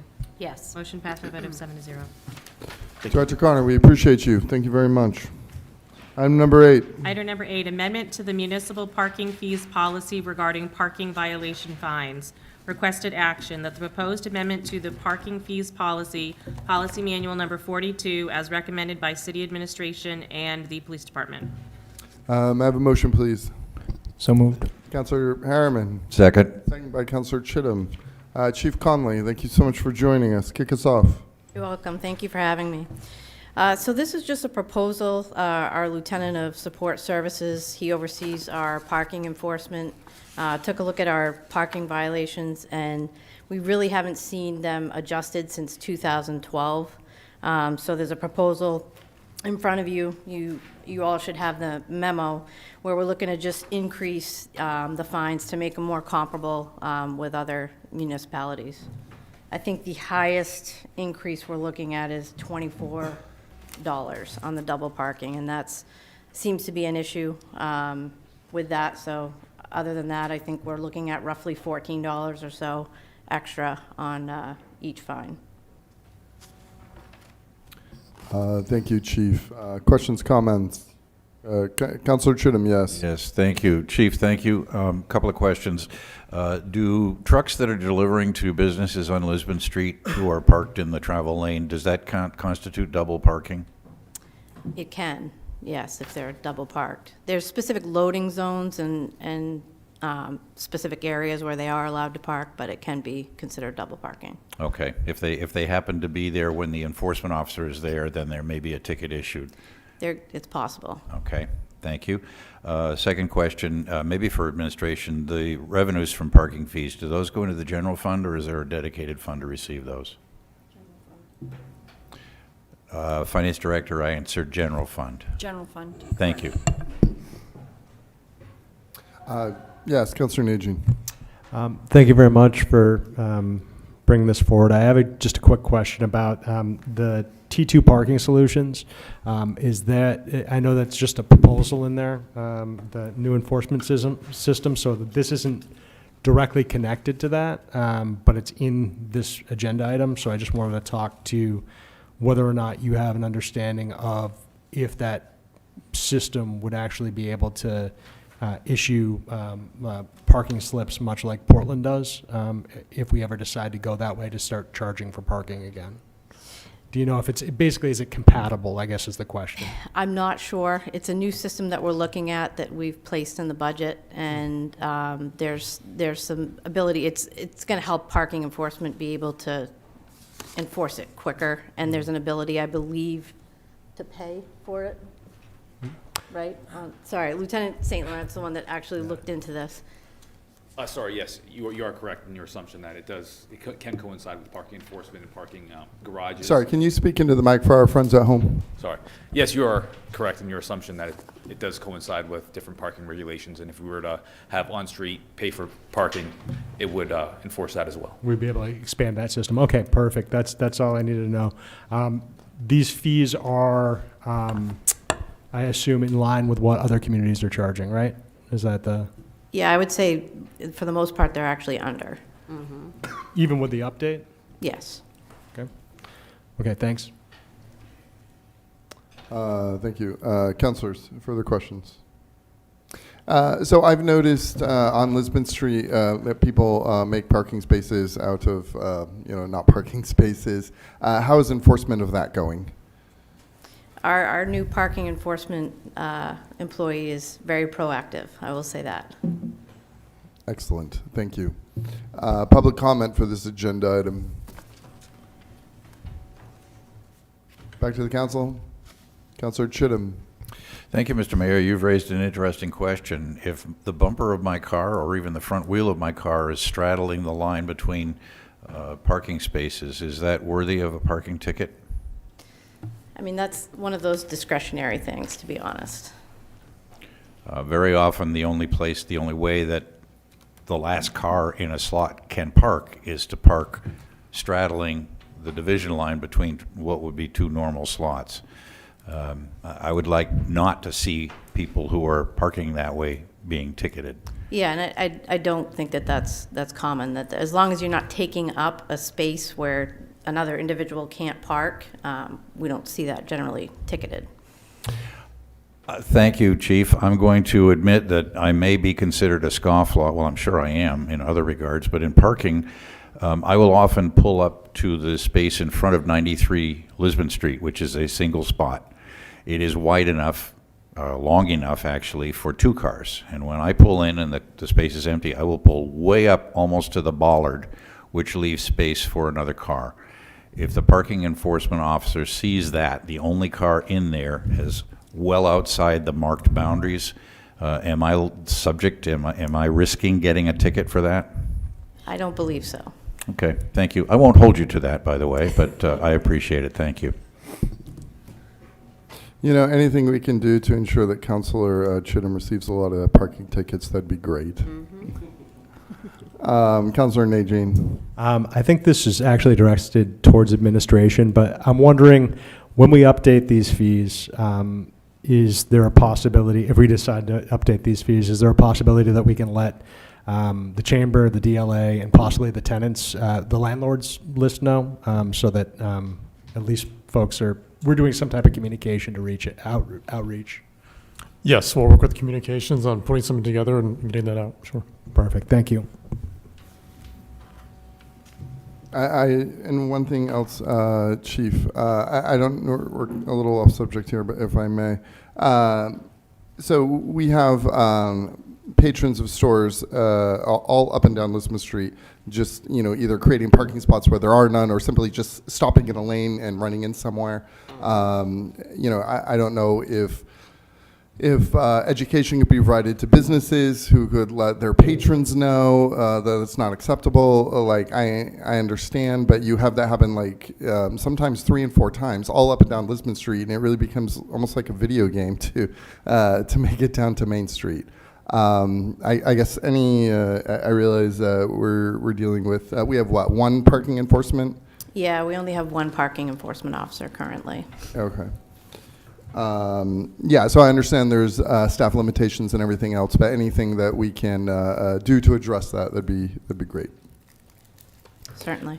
Further questions, comments from the council? And Councilor Chittum, I want you to know I deeply appreciate your concern for parking correctly, so thank you. I apologize for my earlier joke. Madam Clerk, please call the vote. Councilor from Ward 3? Yes. Ward 4? Yes. Ward 5? Yes. Ward 6? Yes. Ward 7? Yes. Ward 1? Yes. Ward 2? Yes. Motion passed by a vote of 7-0. Thank you very much, Chief. Thank you, Lieutenant. Thank you. Item number 9. Item number 9, order approving the disposition of 40 Robinson Gardens. Requested action to approve the order approving the disposition of 40 Robinson Gardens. So moved. Motion, Councilor Chittum, seconded by Me. Councilor Najin. Director Roy, is this your item? Correct. Okay, So please kick us off. we're requesting the sale of 40 Robinson Garden for $399,000 to Joshua and Lorraine Wood.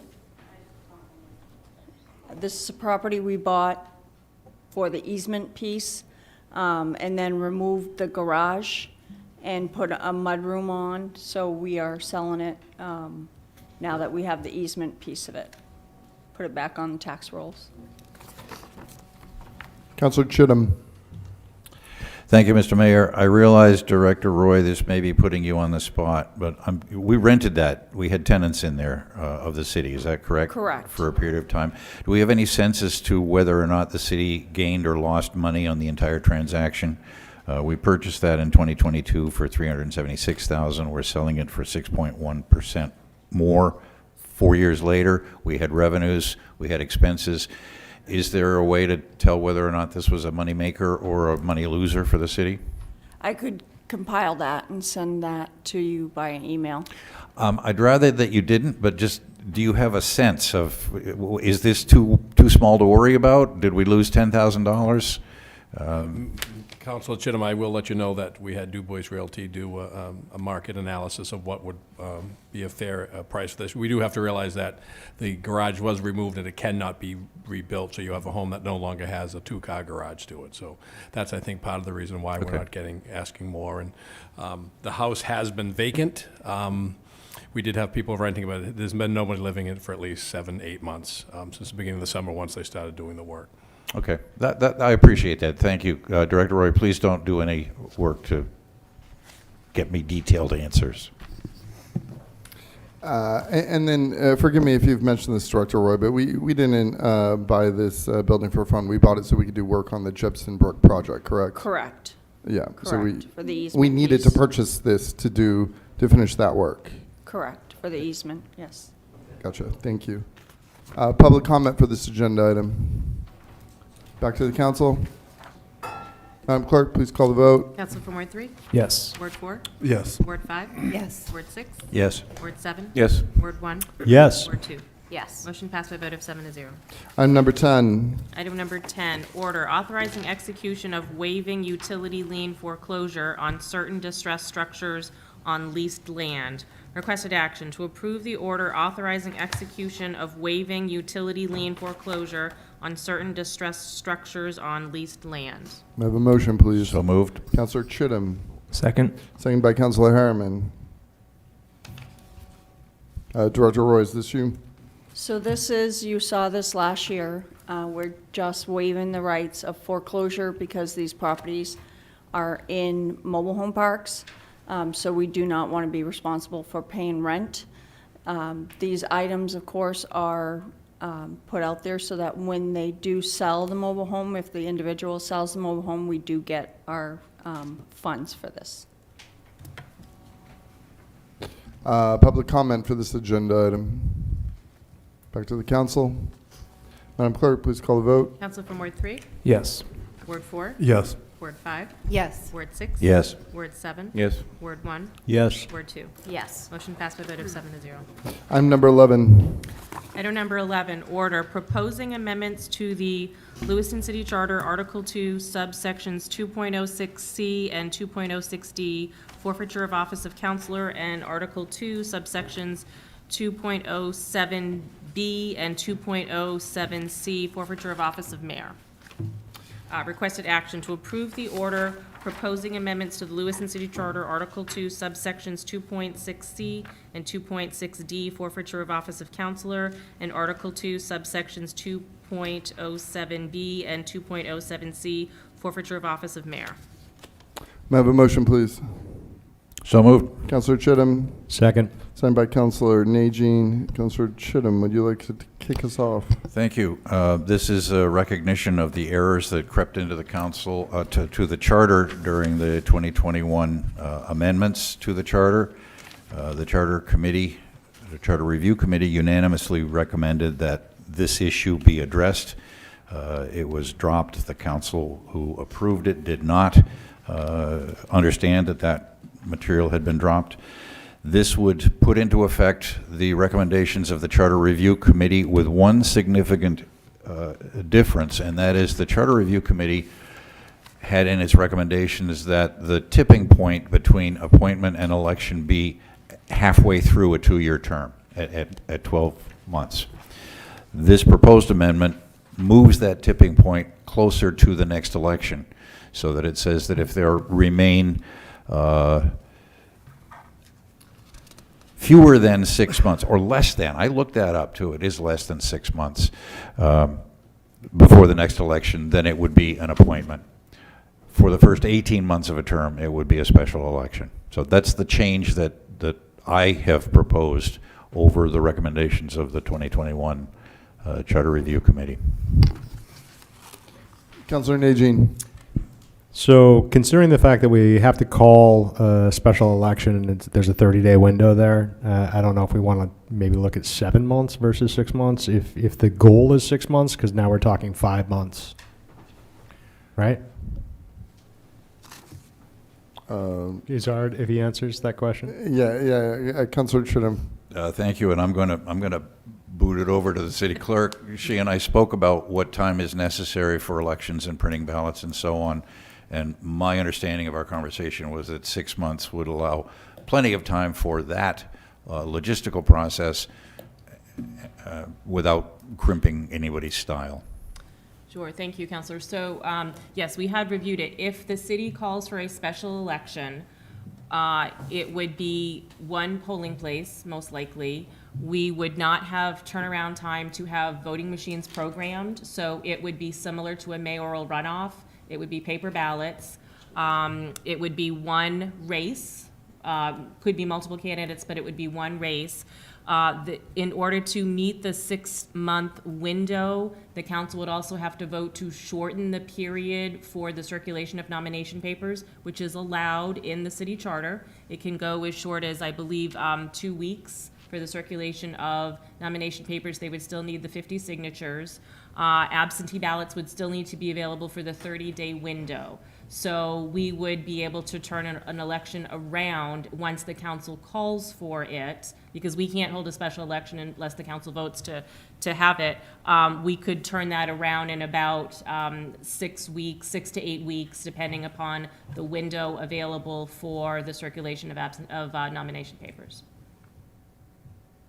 Okay, thank you for that clarification. Whoop, sorry. One other point that I would just like to bring up is that I would prefer to see that we put to the voters a full charter review commission. And I know that there are folks that are hesitant to do that, but again, we do have to fix an error in the charter changes that were made before in 2021. I am hesitant to approve the 6-month window with the basically 8-week gap.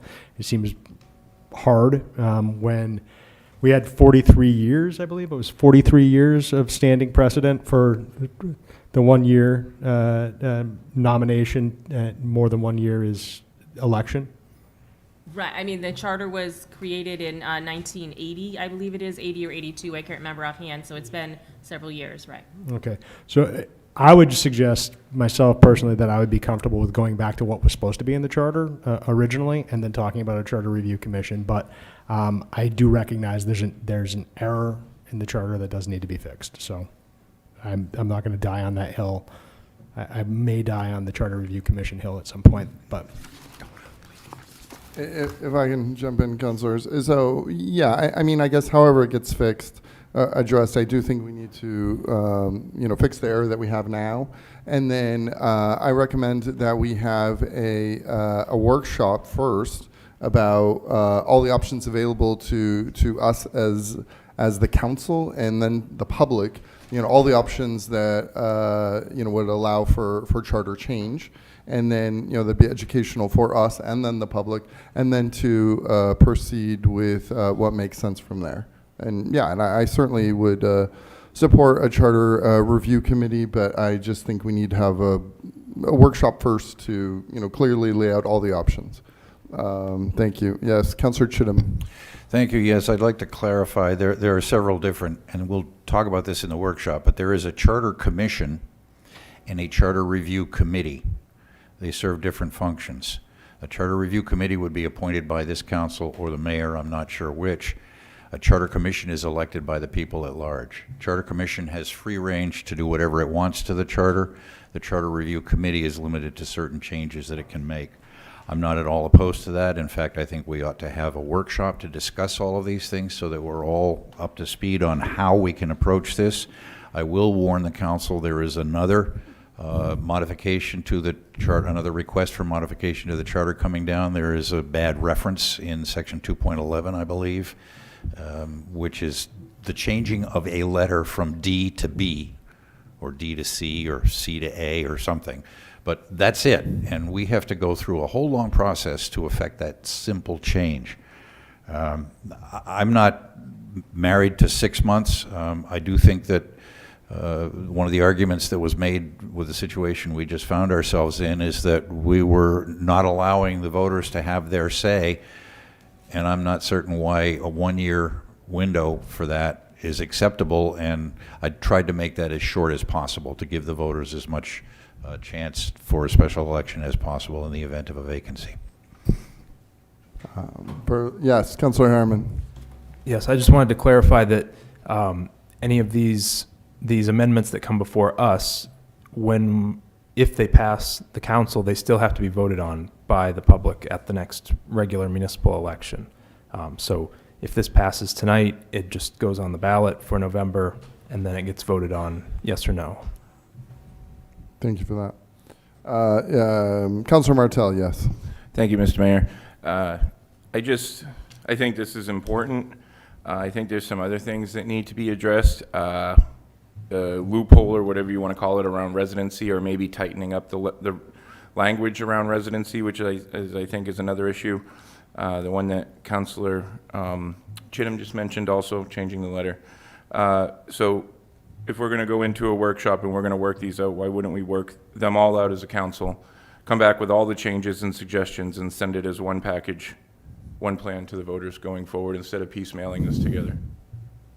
Well, did you want to address that, Councilor? Well, and I did. One second, Councilor Chittum. I didn't want to cut you off, Councilor Martel. Are you? Yes, I am. I'm finished. Thank you, Mr. Mayor. Excellent. Councilor Chittum, yes. Yes, thank you, and thank you for raising that, Councilor Martel.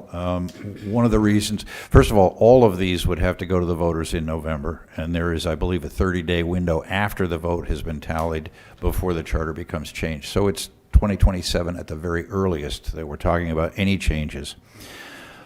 One of the reasons I believe that these errors crept through in 2021 was that the council was presented with 10 specific charter amendment requests in one fell swoop.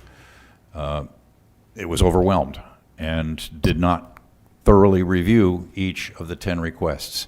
If these requests come in piecemeal over the course of the next summer, or this coming summer, then I believe that will give the council a better opportunity to look at each one individually and I hope avoid the situation that occurred in 2021. So that's my answer to your question, Councilor. Councilor Najin, yes. So I would just say to Councilor Martel's point, it's a very valid point, absolutely. My concern with changing it to 6 months from when it was 12 before is if we're putting this before the voters, and it's a substantial change from what we all thought was going to happen, that could actually affect what they vote on. One point that I would like to bring up is that, one, if we do a full charter review commission, or even a charter review committee, those changes won't be put forward until long after this November election. So that's one piece. And then the second piece is that whatever either a committee or a commission does, and I would suggest personally commission, because that is, we're not appointing those people, they're elected. The state still has to approve whatever the charter is that is put it in front of them. And a workshop can explain all of this for sure, but there is a long process. I'm not quite sure that we'll be in a place to close this gap with what we know is wrong with the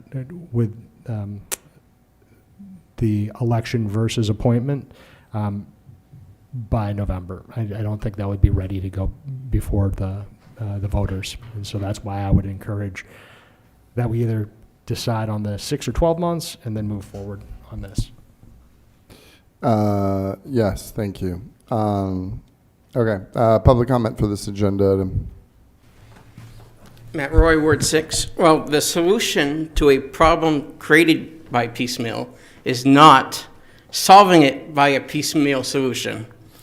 Councilor Jean is right, just like the council was in October 2021 for a charter review, or charter commission, not a review.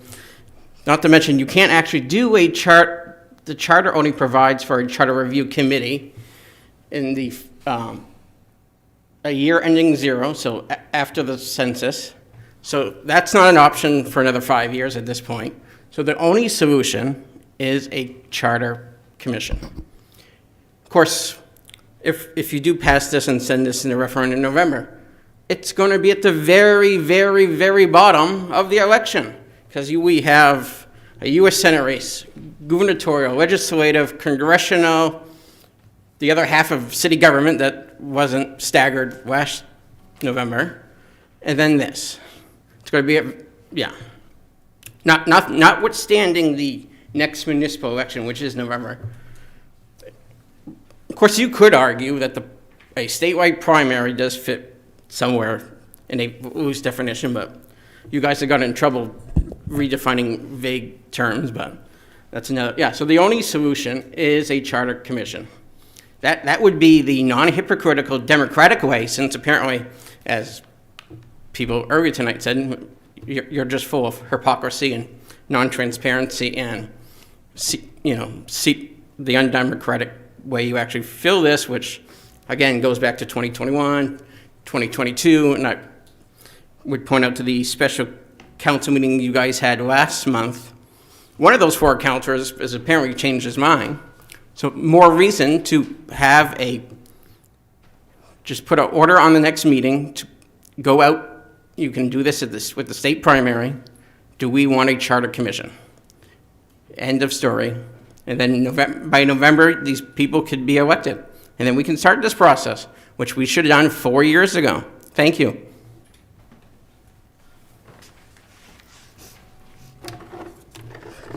Matthew Agron, Ward 4. Councilor Chittum, let me give you great props for trying to patch the charter and the obvious oversight that happened when we changed to the staggered terms for office. I have some comments on it. I know you're shocked, aren't you?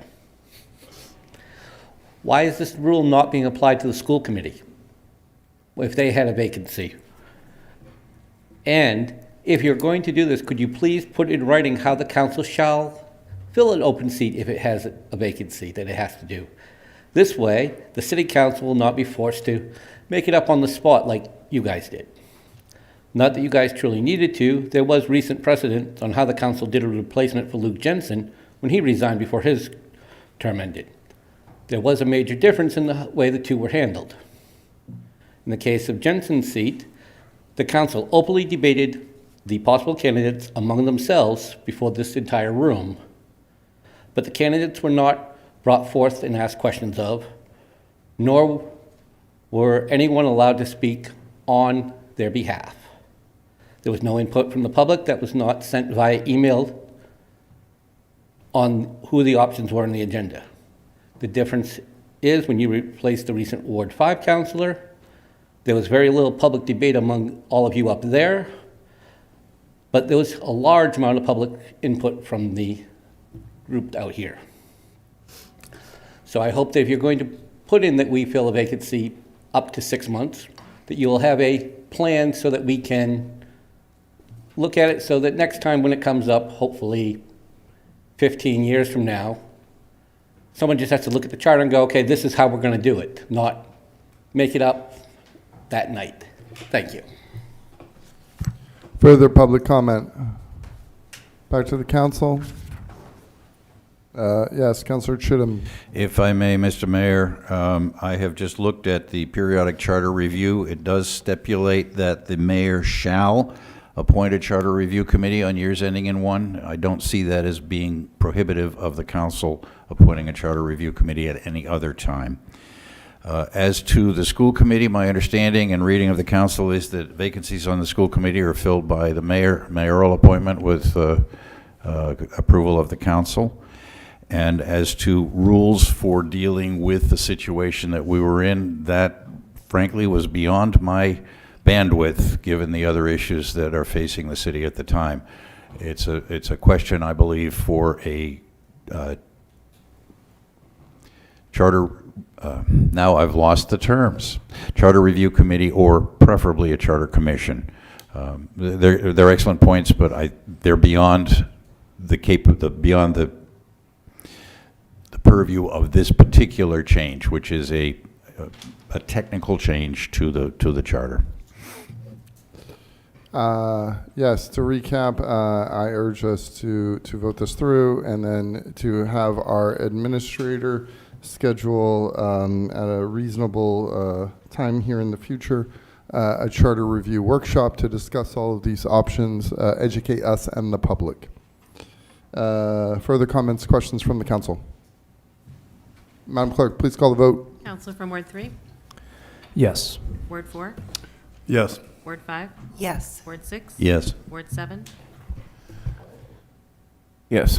Ward 1? Yes. Ward 2? Yes. Motion passed by a vote of 7-0. Thank you very much. Madam Clerk, item number 12. Item number 12, presentation on a proposed community ambassador program. This is a presentation only, no action is required. Administrator Kainrath. With Special Assistant Grockmail.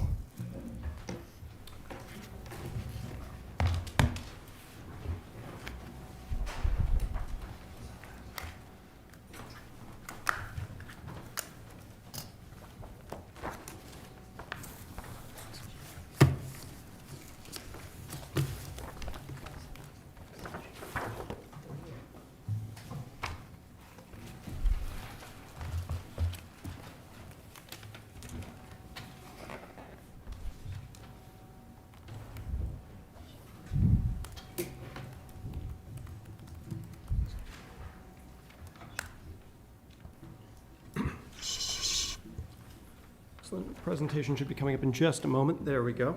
We're good? Perfect. All right, all set when you are. Can we get the presentation on the side screen, please?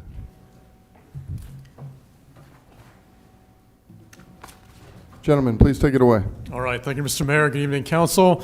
So we are here tonight to present a community ambassadors program. We're excited to be here to present this. It's been in the works for a little while, just scheduling it and getting it in front of you.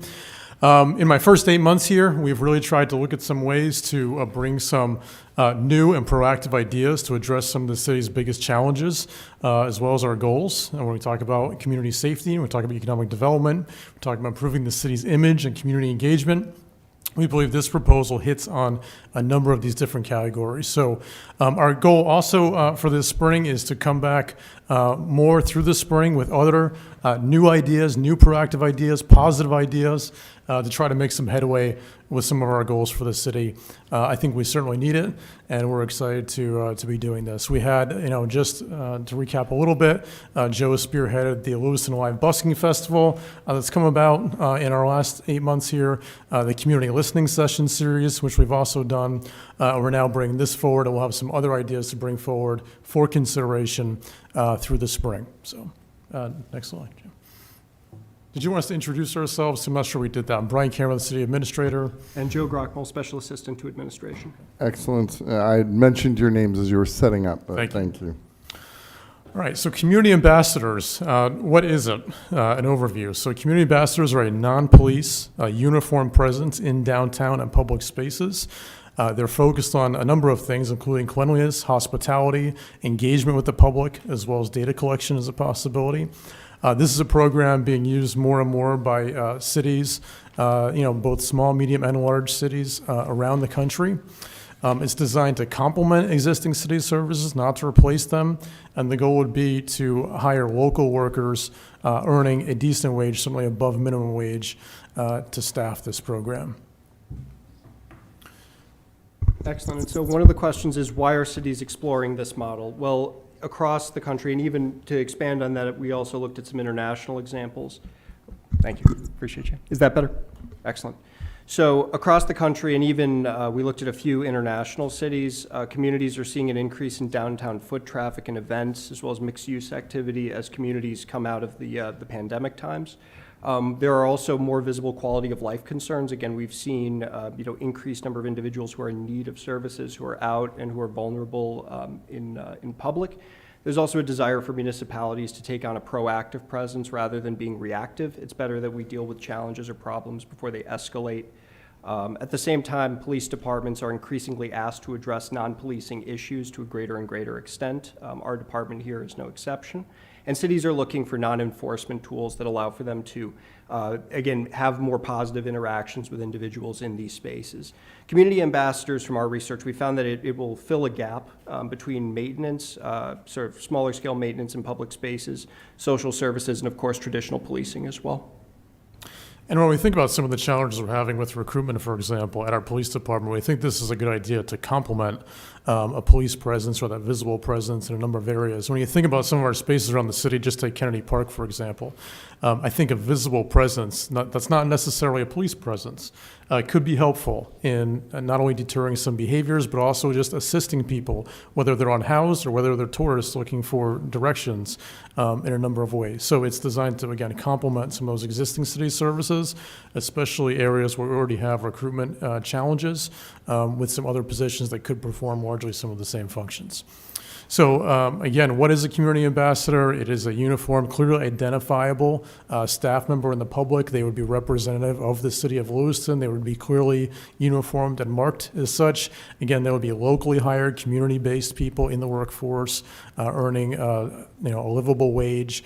And they'd be trained in a number of areas. That would be customer service and hospitality, conflict resolution and de-escalation. Again, when you think about some of our parks and areas, Kennedy Park, for example, I think some de-escalation resources out there could be helpful. Engagement with vulnerable populations. We have a new shelter facility in town. I think engaging with some of these unhoused folks, obviously we have members of our police department that do this also, but again, there are people that can do this that don't have to be sworn law enforcement officers to be out there assisting.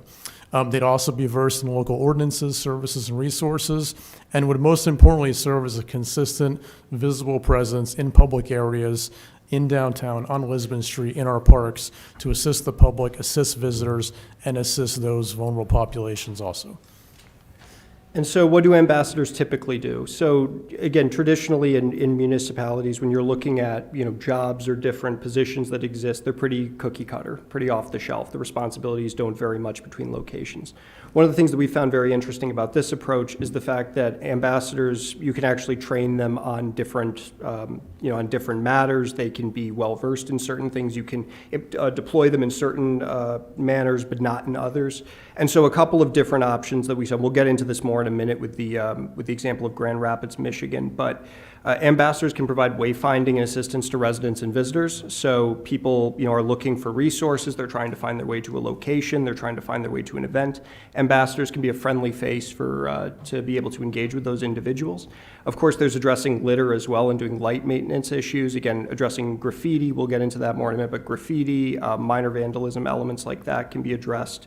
There's also just questions about, infrastructure issues and being able to report that to the city or to the relevant authority so it can be fixed in an appropriate and timely manner.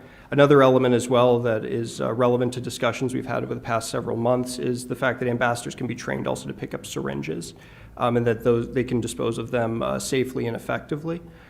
They can engage respectfully with unhoused individuals and serve as a way to connect them with whatever services are necessary. They can also observe and document and report issues to police as well. So just because they're not an enforcement arm in the traditional sense, it doesn't mean that they can't still be out there assisting with making sure that everything is staying on side. And then, of course, in specialty circumstances, they can support events. We'll talk about this more in a minute, but they can also be deployed to a greater extent during peak periods or during different seasons, depending on the municipality or region's needs. And so as part of this, I spoke with a number of municipalities, but one of the examples that I wanted to touch on was Grand Rapids, Michigan. So I spoke with a representative with their downtown association. So the downtown association handles the contracting to make this happen. And they have approximately 17 staff at their peak period. It varies a little bit based on season. I think they fluctuate from 12 or 13 to 17. Peak time is in the summer. And so they have one operations manager who oversees sort of the day-to-day functions of the ambassadors, and then a deputy manager who assists as well. They have field staff who are assigned to different routes. So an individual will be tasked with, conducting work in a certain area in the downtown. They're active daily from about 7 a.m. to 11 p.m.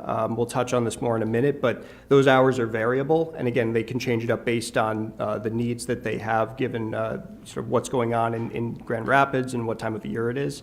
Of course, they're involved in maintenance, general outreach, and hospitality as well. And it sounds like from my conversations, they've been very well received by members of the community from different backgrounds and different strata. So this gets down also to a question of operations and costs. So what does it look like when they're actually in the field? So in this case, and there are different models for how this can be conducted, but in the case of Grand Rapids, they work with a contracted service provider. This service provider handles the hiring, the training, the equipment, the uniforms, the entire process, and then they report to the Downtown Association. So all staff receive formal onboarding and orientation when they get started. They also receive ongoing training and supervision, so it sounds like that's a continuous thing for them. They're always trying to improve their skill set and get better. Before each shift, there's a briefing at a central location where the staff come in, and that manager who's overseeing them is able to say, for example, we've received word that there is graffiti on, XYZ street corner. We need you to deal with this today. And they can, in turn, then go out and address that. The annual contract value that I was quoted at was they spend approximately $1.3 million for the 17 staff, operations, uniforms, training, the whole nine. And again, this contract covers wages and benefits, training and supervision, equipment and operations. And then, of course, the staffing is also scaled seasonally and based on data trends. And that is the perfect segue into when we say data collection, what does that actually mean? So in this case, staff will log key metrics from their daily activities. So on the right, it's a little hard to see, but what that says there is it's looking at the amount of trash they've picked up on these routes, the amount of graffiti they've gotten rid of, syringes they've picked up. They also do some sort of gardening and general maintenance work, so number of weeds pulled, flowers planted, elements like that. They also document public interactions, not specifically what was in that interaction, but that way they can see if they're engaging with members of certain communities more or less, and then can tailor or direct services accordingly. They also will track issues and referrals. So if they recommend that an individual connects with a certain resource, they'll then follow up on that in the future to see if the individual followed up, what the result was, if it was a good interaction, a bad interaction, and allows for easier tracking. The other element as well is walking routes, and I thought this was quite interesting. So whenever the staff or the ambassadors come back in from one of their shifts, they will report where they actually went, and they can follow that. So they can see that, you know, there are certain areas, let's say, that are, you know, almost have too much coverage, areas that are being neglected. And then I mentioned the briefings at the start. Then routes can be adjusted in the future to make sure that areas are, the needs of all of them are being met. Around this as well, there's a centralized data system where all of this information is tallied and logged to. It is made available to the public, so it's something that people can see. And in the case of Grand Rapids, they issue an annual public report, which you can actually look up, or any interested member of the public can, where you can see exactly what their metrics were for the previous year. And that snapshot I have on the right is from one of their reports back in 2021. So another example that's a little bit closer to home and is still in its infancy in terms of adopting a program like this is the City of Portland. They are currently hiring 4 urban rangers. Urban rangers is a sort of a change or a term that you can substitute in for community ambassadors. In their case, they're actually hiring them as city employees, so they're not contracting with an outside firm. And in this case, it's, again, a uniform non-police role focused on public engagement and visibility, conflict resolution and de-escalation in key interactions, protecting public resources, education and outreach. Again, same general objectives that we discussed for the case of Grand Rapids. In this case, they're working in partnership with the police and parks and rec departments. So I reached out to Portland Police about a month ago. They told me to reach back out to them later this month for more information about how that process is going. I'm sorry I don't have that information now, but I can circle up with it as soon as I have it. In this case, again, it demonstrates that this sort of function can be housed within a municipal government if so desired. And so there are basically 3 different models that a community can explore in terms of implementation. The first is what we call the fully contracted model. So in this case, that's like what Grand Rapids does, where they hire an outside firm. I've encountered 3 or 4 firms that provide this service. The vendor handles, again, all the hiring, the training, the supervising. They manage staff. Typically, obviously there's a liaison, even in the case of Grand Rapids, who connects with them, so there's oversight, but largely it's left to the contractor. There's a hybrid model where the city will go about setting those policies and priorities. They can set certain objectives like, we're really worried about graffiti at XYZ location and we need this dealt with. And then it's up to the vendor for how they handle the operations to actually deal with that. There's also the in-house model, again, where a city will hire and supervise staff directly. Again, all of the models that I've encountered and seen and just heard through the discussions that I've had, they emphasize local hiring. They emphasize above minimum wage and fair compensation. And the other thing that they all just rave about in these discussions is training and how they try to upskill their people and how retaining individuals is so key for them in this process because of the amount of resources that they are willing to sink into people to get them ready. And so when we look at the vendor landscape, as I mentioned, there are several national firms that specialize in ambassador programs. We've covered these points already. But to get down to the meat and potatoes of it, across the different groups that I spoke with, the average cost range was $70,000 to $100,000 per staff member annually. It's important to note that that's not just salary. That's salary, benefits, uniform, equipment, training, supervision capacity. All of it is included in that. And that those costs are somewhat variable. They may be reduced if a city is able to provide an office space or a location for them to store their equipment and manage operations out of. So what might success look like? Obviously, we have a number of goals that we have as a city, but we're looking for cleaner and better maintained and inviting public spaces. We're looking for a more consistent and approachable presence in the city. A reduction in low-level quality of life calls that may go to the police otherwise could be handled by staff that are not sworn law enforcement. Improved understanding of downtown conditions through data. There's an ability to adjust staffing based on trends and needs, and obviously a transparent public-facing reporting of results will be part of that also. So the purpose of tonight is to present this idea. As I said, we'd like to present a number of new positive initiatives for the city to consider. Obviously, we're in a period of scarce resources. We're coming into budget. Everything costs money. But I also believe firmly that the city of Lewiston needs to look outside the box and look at new ways to potentially tackle some of our challenges and work on our goals. And this is one. We have, for example, the police cannot do everything. We have, the nature of police work has changed. We're dealing with significant recruitment issues there. How else can we start to chip at some of these issues, some of these problems that we're facing? I think we need to look outside the box. We're looking for new ideas constantly of things from around the country, from around the state that we can bring to Lewiston and at least have a conversation about, at least talk about. We understand the resources are what they are, but at some point, our resources also dictate what are our priorities, what are our goals, as a city government, as leaders of this community. And this is one tool to look at. Now, the Grand Rapids example is a much larger initiative. It's a larger city, but the Portland example is much closer to us. So Portland is hiring 4 of these people in the coming year. Perhaps we could look at hiring 1 or 2 at some point, something at our scale. But we really believe we have to start looking outside the box. We have to start looking at some new ideas, new initiatives, and demonstrate to this community that we're serious about tackling some of the problems we've been talking about, tackling the goals that we've been talking about, those 3 major buckets that I mentioned. And so this is one initiative. We'll be back with more through the spring, but we welcome any questions. Obviously, we understand the question of resources, but it's important to have these conversations. I think it's important to demonstrate to the public that we are thinking, we're coming up with ideas, and we're looking at ways to address the real challenges that people care about here in the city. So thank you for your attention. Thank you. Thank you. I appreciate that. Deputy Administrator O'Malley, if I can put you on the spot for a second. We had a similar community ambassador type program just for Kennedy Park, Peace in the Park. Do you mind sharing?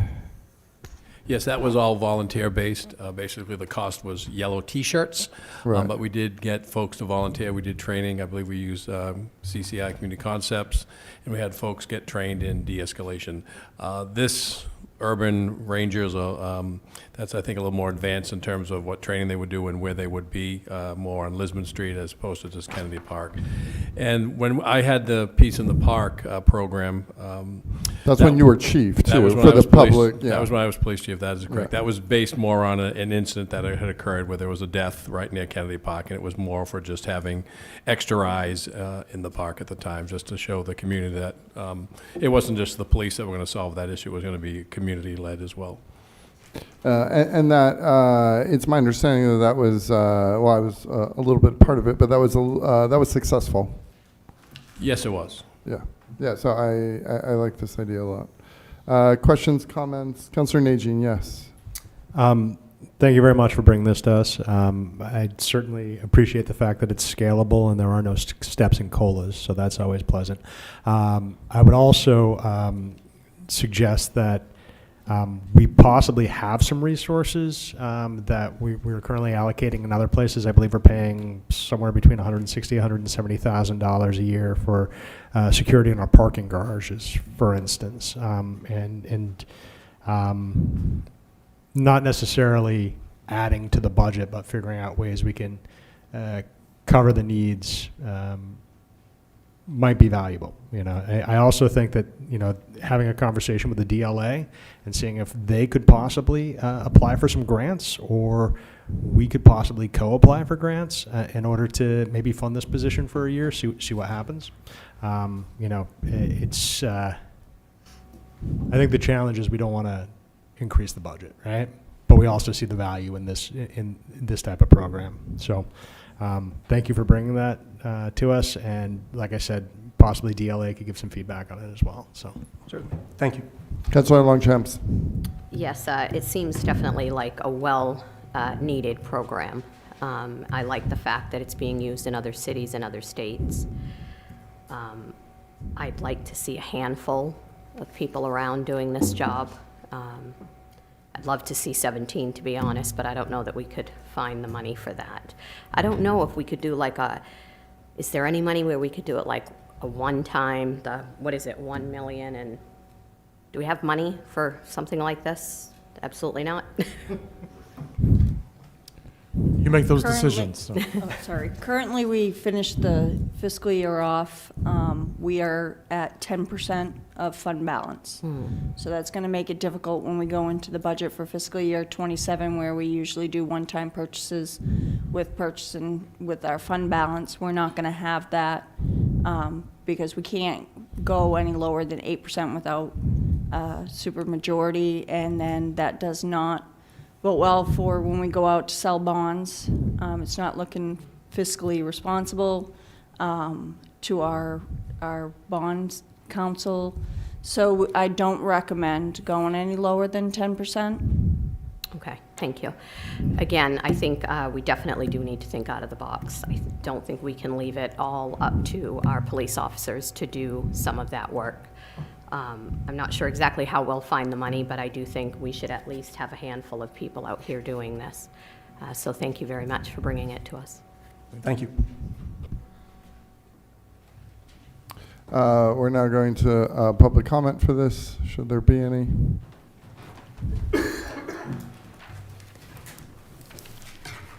Melissa Dunn, resident at Blake Street, and I've been lucky to work on some contracted work with the city of Lewiston around the winter parking ban, and also led notifications when there was public demolitions for the city of Lewiston.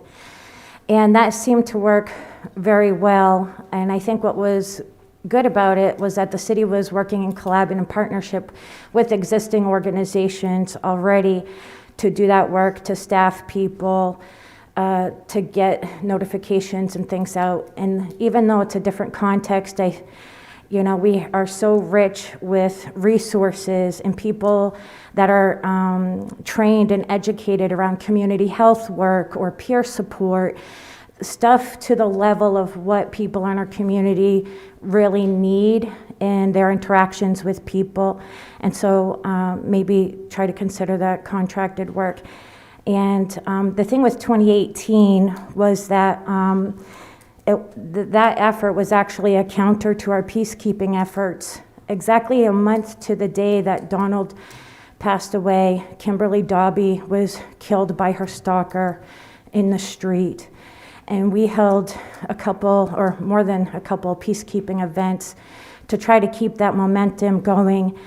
And I think what was significant about when we came together initially, there was people that was part of that process, community members leading the charge, leading what we were going to talk about, how we were going to hold vigil or space, even marching from Knox Street to Sabata Street where Kimberly passed away, to offer memoriam and all that stuff.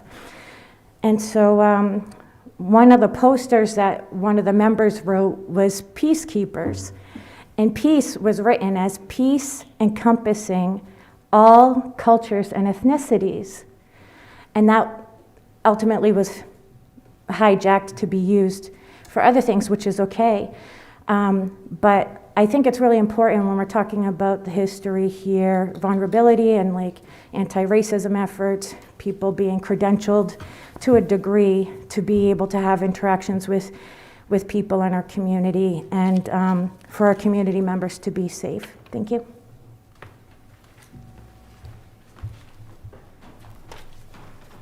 Christine Holden, Ward 1. Melissa took some of the things I was going to comment on. I'm very excited to hear about this project, and I support everything I've heard about it so far.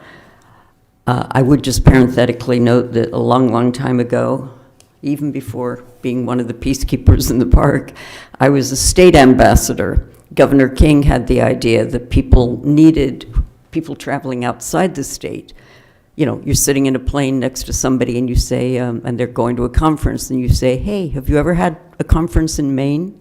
You know, just sort of talk about it. That was a very informal, low-key kind of thing.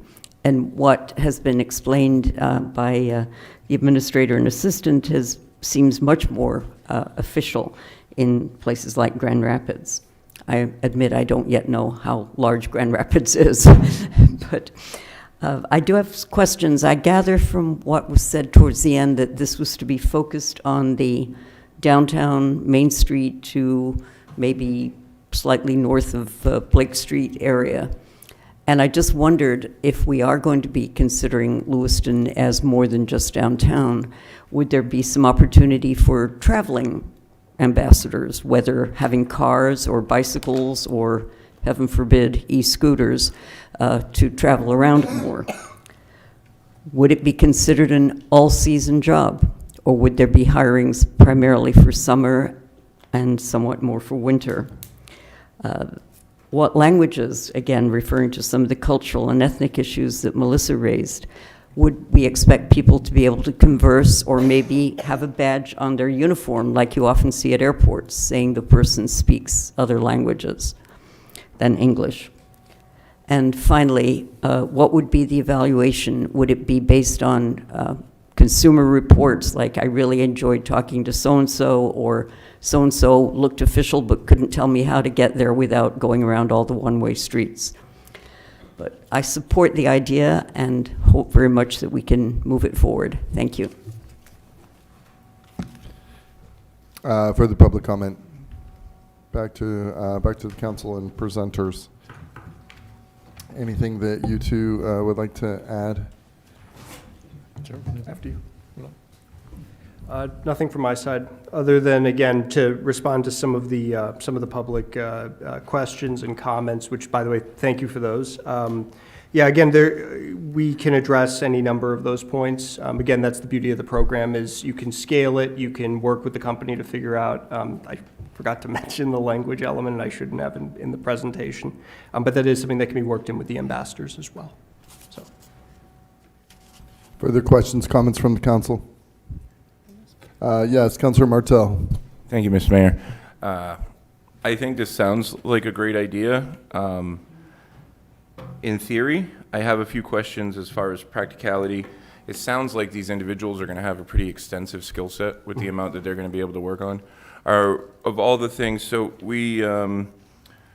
so conflict resolution and de-escalation also paired with giving directions, and so is there going to be, say, different individuals trained on different parts, or is each one of these individuals is going to be kind of universally jack of all trades trained on all of these things so that they can be universally sent out to deal with the whole list of issues that we're looking to address, instead of like maybe 2 or 3 people that are like de-escalation that have more of a developed skill set on the individual tasks that they might encounter? Yeah, absolutely. So it's my understanding that they all have a universal level of basic training, and then of course there's the ongoing training. So if someone has been, you know, a community ambassador for a longer period of time, they're obviously going to have more training just because they've been around longer. But there is a baseline level that you could guarantee across staff, and then as long as the firm is cycling through trainings, the idea is over time, again, as you retain people and have them just get more experience on the job, ultimately you would achieve that as close to uniform coverage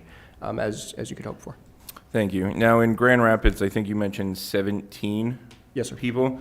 Was that the goal, is 17 the staff that they budgeted for, or is that all that they can get on? How do you expect any difficulties filling these roles? I know they're supposed to be above minimum wage and supposed to pay decently, and I would expect that with the skill set that they're going to be expected to be trained on, but do we expect any issues trying to fill these positions here locally? Absolutely. So I'm always a little skeptical of firms when I speak with them. The impression, what I was told, was that they haven't had a hard time filling or replacing spots as they've opened up. Again, I always take that with a grain of salt until we speak with more firms and until, you know, push comes to shove, but it's my understanding that they've been effective in that. Thank you. That's all I've got for right now. And I think we'd be looking more at, the Portland's complement of 4, it's certainly towards the beginning. Grand Rapids, I believe, is about 100,000 people, so a little more than double our size.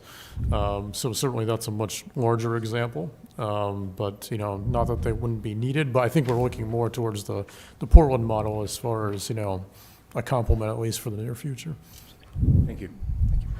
And for these positions, we're going to need incredible buy-in from them and close coordination and so on and so forth with obviously the police department and other city staff.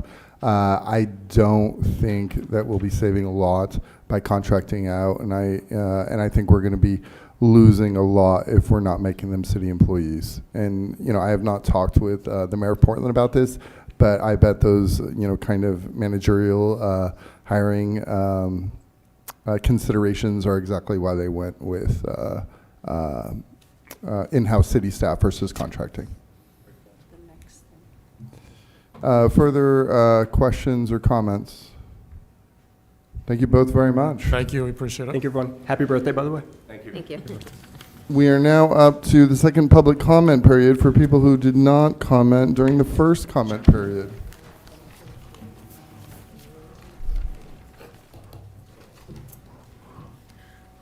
My name's Melissa Dunn, resident at Blake Street and community organizer. I'm a survivor of sexual violence by the hands and doing of over 40 white men. And incidences far exceed that, and likely the number of men far exceed that too. They range from anybody that served in the Army to mediocre. And these are the type of people that would do jump scares, stalk their prey, threats to harm people or animals in detail, just like Robert Card. I want to urge the city officials and elected officials that I believe I'll never see justice. And it's part of the reason why I do restorative and transformative justice.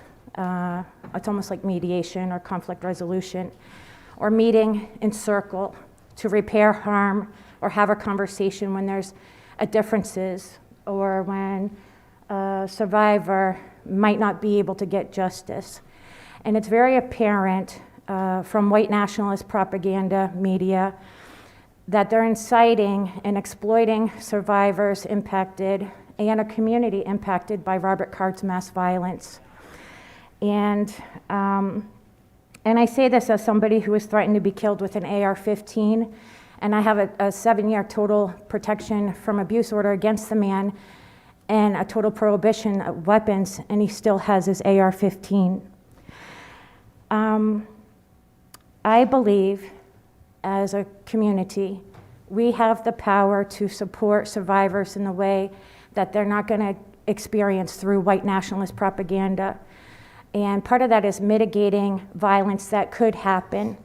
And we know from this white nationalist group, they have had proximity and association to actual white nationalists who have made credible threats about coming into our community, what they're going to do and who they're going to target. They also misuse database to manufacture civil conspiracy and propaganda narratives to racially target community members.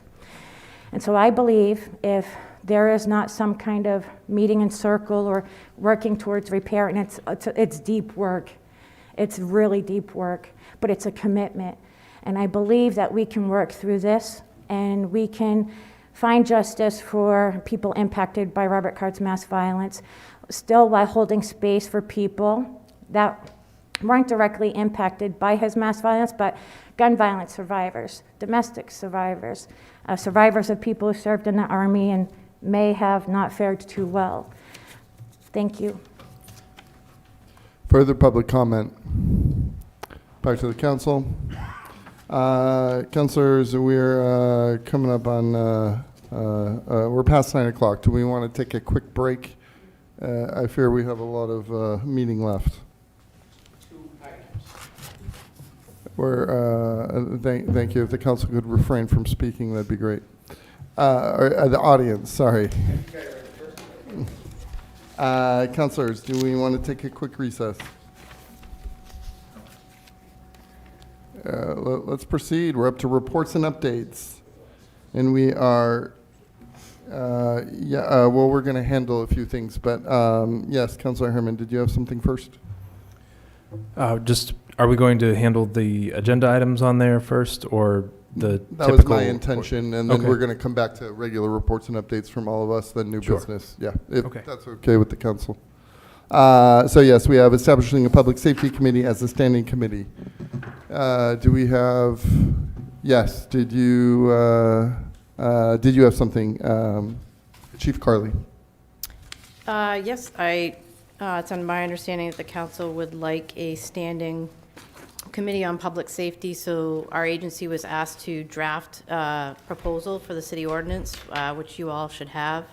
I'm happy to take any feedback in regards to that or answer any questions. I guess if you want to give us since you're here, thank you so much. Could you just give us a brief overview? Yep, so it's, I can go over the purpose and authority is the committee shall serve in an advisory capacity to the city council and the mayor, city manager on matters relating to public safety with particular emphasis on the prevention and reduction of gun violence. The committee shall have no independent regulatory or enforcement authority, but may study issues, solicit public input, and make written recommendations. As far as the duties and responsibilities, the committee shall review and analyze trends, data, and root causes related to gun violence and other public safety issues within the city, evaluate existing city policies, programs, and resources related to violence prevention, law enforcement, emergency response, and community safety, recommend evidence-based strategies, ordinances, programs, and funding priorities aimed at reducing gun violence and improving public safety, facilitate and coordination and information sharing among law enforcement, schools, healthcare providers, community organizations, faith-based institutions, and social service agencies, promote community engagement and public education related to violence prevention, conflict resolution, and safe firearms practices as permitted by law, identify opportunities to seek state, federal, and private grant funding to support public safety initiatives, prepare an annual report to the City Council summarizing findings, activities, and recommendations. As far as the membership, the committee will consist of 12 members. There'll be 2 members of the City Council appointed by the Council President, the Chief of Police and the Chief's designee, 1 representative from the city's Fire EMS Department, 1 representative from the local school district or youth-serving educational institution, 1 representative from a local healthcare provider with experience in trauma or emergency care, 1 representative from a community-based organization engaged in violence prevention or victim services, 1 representative from a faith-based or neighborhood organization, 2 residents of the city with demonstrated interest or expertise in public safety, criminal justice, or community advocacy, and 1 representative from the city's code enforcement. As far as the terms of office, all appointed members shall serve 3-year terms. Members may be reappointed for successive terms. Vacancies shall be filled in the same manner as the original appointment for the remainder of the unexpired term. And all members shall receive an initial public safety orientation from the Chief of Police and/or his or her designee. There'll be an annual chair and vice chair selected, and that chair shall preside over meetings and serve as a primary liaison to the City Council. The meetings will be at least monthly or more frequently as necessary for certain circumstances. They all shall comply with applicable open meetings and public records laws, and a majority of the appointed members shall constitute a quorum. And the city manager shall designate appropriate city staff to provide administrative and technical support to the committee. That's basic overall of it. Thank you very much, Chief. Councilor Herman, yes. Yes, thank you for putting this forward. So public safety, which is addressed in this one, and then economic development in the next one, have been the city council's top priorities for a little while now. So I think it's important that they have standing committees, and I think this structure sounds good. My only feedback would be on the membership. I would prefer that the councilors be appointed by the council and not by the council president alone. I think it should be a decision of the whole council. But that's the only feedback I've got on this. Okay. Councilor Nagy. Thank you again, Chief, for putting this forward. I see this as a tool for the administration and the police department to drive an action plan in order to address issues. I know that gun violence is specifically named out, but there are other issues that we have as well with public safety that I'm hoping that we can see out of, that you have the 7 examples here of, duties and responsibilities, but one of them that's not like listed specifically is identifying the action plans as well as the rubrics in order to decide, or the metrics in order to decide that what we've done is actually produced fruit. I think that some things are pretty easy, like as far as the shootings are concerned. If the shootings are down, we know that we're doing all right, right? Like it's moving in the right direction. But as far as other issues that you may be addressing, like just figuring out how we decide that we're successful, right? And I like the fact that this is set up to drive, again, from administration and the police department's perspective. Like, I think that's helpful because you're the folks that you're the paid professionals that do the job. So one thing I would say is in the membership, I'm not 100% clear on who appoints, like, for instance, the representative for a faith-based or neighborhood organization or a representative from a community-based organization engaged with violence prevention or victim services. It's not clear who actually does the appointments. And so I think it should be the council that does the appointments, just to spell that out. And that's basically the feedback that I have. Thank you. Further questions for Chief? Councilor Chittum. Thank you, Chief Connolly. I think you did indicate in there that non-staff positions, by which I think you mean people who are not employees of the city, would be nominated by the mayor and appointed by the council or approved by the council. So I think. Yeah, I see it. It's in so letter maybe B. the language of non-staff could be cleaned up to clarify that it's people who are not there by virtue of their offices. Certainly. I have a particular preference for odd-numbered committees. That may not be applicable in this case, but I would prefer to see 11 or 13. Not a hill I would die on, but generally it's helpful if they're mixed to help resolve what could be otherwise tie votes. Major question I have, we already have ad hoc committees for public safety. Would you anticipate that this ordinance would address the transition from an ad hoc to a permanent committee or a standing committee? That hasn't been addressed here, and I've been puzzling over how we do that. We don't really want to have 2 public safety committees operating at the same time. So there ought to be some mechanism by which we transfer. Well, Chief, you first if you would like, and then I could address that. I mean, I think it certainly could transition into a standing committee. I think that comes down to what the council would want and, collectively what you would decide. I think it makes sense to have 1 versus 2 going at the same time, if you're asking my personal opinion. But I think that's for you all to decide. Mr. Mayor, I'm unaware that the ad hoc committee has a compositional element to it the way that the standing committee would. So one solution might be to take the people who are serving on the ad hoc committee and move them into the standing committee, but they may not necessarily meet the criteria that have been specified in this ordinance. So I think that needs a little bit of work. I would also ask, I'm in favor of this. I would like to see this. It is done by ordinance. I think I would like to have the city attorney weigh in to make certain that the ordinance has been prepared in keeping with all the ordinance requirements that we have. Yes, and I can speak to the committee. So I think transition, like the committee work, I think one committee could end and then this new committee could begin, because you're right, a lot of the committee members may or may not want to serve on a standing committee that has multiple year terms, etc. And then you're right, they also may not fit all of the slots that are here. And so for both the ad hoc and, for both the economic development and the safety committee, I was talking with the co-chairs and city staff. My plan is to run them through August. And, you know, considering that this is an ordinance, will take time, et cetera, I think by the time those end, these will be ready to get going. So I don't think there needs to be a tussle over when ends and so on and so forth. I think that's an amenable way. Or did you have more questions, Councillor Chittum? No, I have comments. Well, I have comments too, so after you.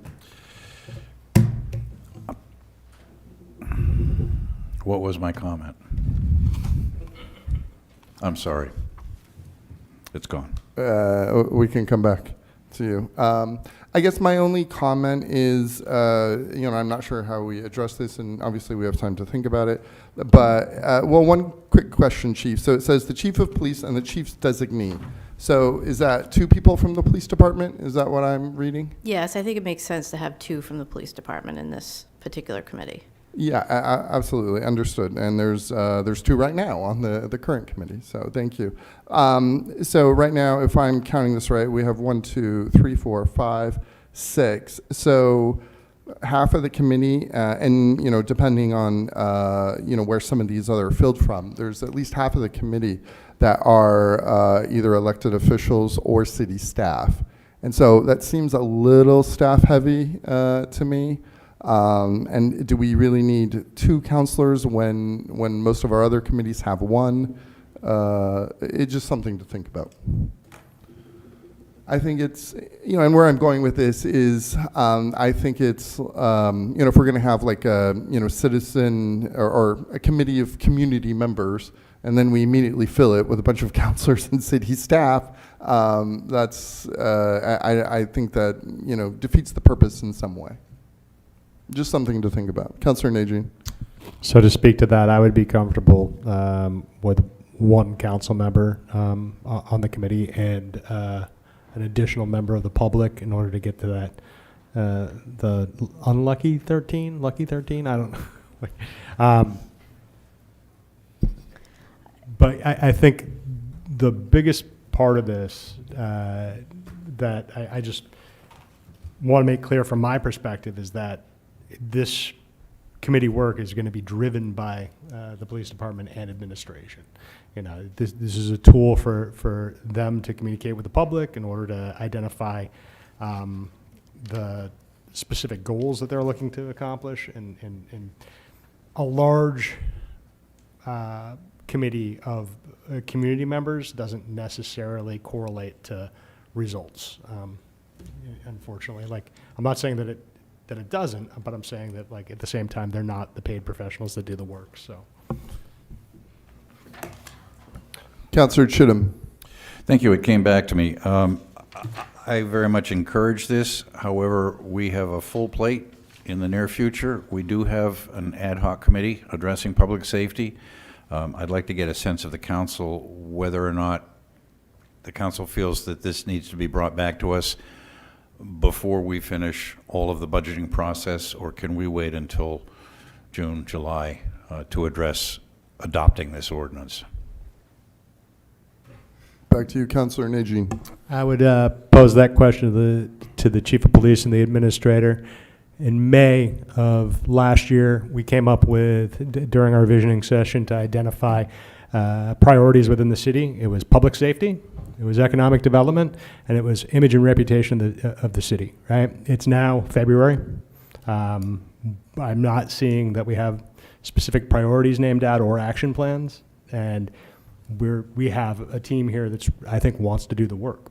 And so I would ask them as opposed to us. Councillor Longchamps. Councillor Longchamps. That's okay. Yes, I would agree with Councillor Najin. I would not like to delay on this and refer to the administrator and the chief on your opinion on the question that Councillor Chittum has raised. One second. Did you? One second, Administrator Kainrath. Did you want to weigh in quickly, Councillor Herman? I was just going to say that I agreed. I was surprised by the suggestion to not start this until later in the summer. I feel like this work needs to really get going. It should have been done should have started months ago, and I think as soon as it's reasonably possible for staff to do this, I would support that. So we're ready to move on this whenever. We have a draft document. We'd like to hear some potential edits or changes you'd like to see. We'll have the attorney review it. We can bring it back as soon as the next meeting. So we're ready to move as quickly as you want to move. Councilor Longchamps, yes. Again, I would just like to reiterate that I do think we should move quickly. This is something that we have been talking about for quite some time, and maybe we could get a thumbs up or something from the council on whether we should adopt this or move forward with the minor changes that you guys will need to make, or hopefully will make, and then adopt it. But rather than delay, I think it would be a good idea to see how the council is feeling about this now. Councilor Martell, did you have something? Yes, thank you, Mr. Mayor. I would like to echo Councilor Longchamp's statement. I do think this is urgent. This is important. I don't see any reason to delay, despite the fact that the council has a lot on its plate right now. I don't deny that. Another point I wanted to make is that I know if we get to an odd number, if we do one more, I would like to see 2 representatives from faith-based organizations. We have a very strong Muslim community in Lewiston. We also have a very strong historical Catholic and Christian faith in Lewiston. There's many other, I'm not suggesting that's just the 2, but by having just one, I think it might alienate all the others. And I also think that faith-based leadership is a direct tie to public safety. You get a lot of moral compass and parameters to actions and behaviors, I think, in faith-based organizations. So I think having 2 representatives from in that area would be beneficial. Councilor Longchamps, yes. I would just like to agree with that. I think that's a very good point, and I hope that we can add 2. Thank you. Administrator Kinrath, Chief Conley, do you have what you need from us at this moment? So we've heard a number of potential amendments. Maybe if we can get some clarity on which amendments we would like included in the document, then we can have a final draft, we can have legal review, and we can bring this back in short order. So maybe just some consensus on some of the potential changes or amendments we've heard might be helpful at this stage. Chief, you agree with that?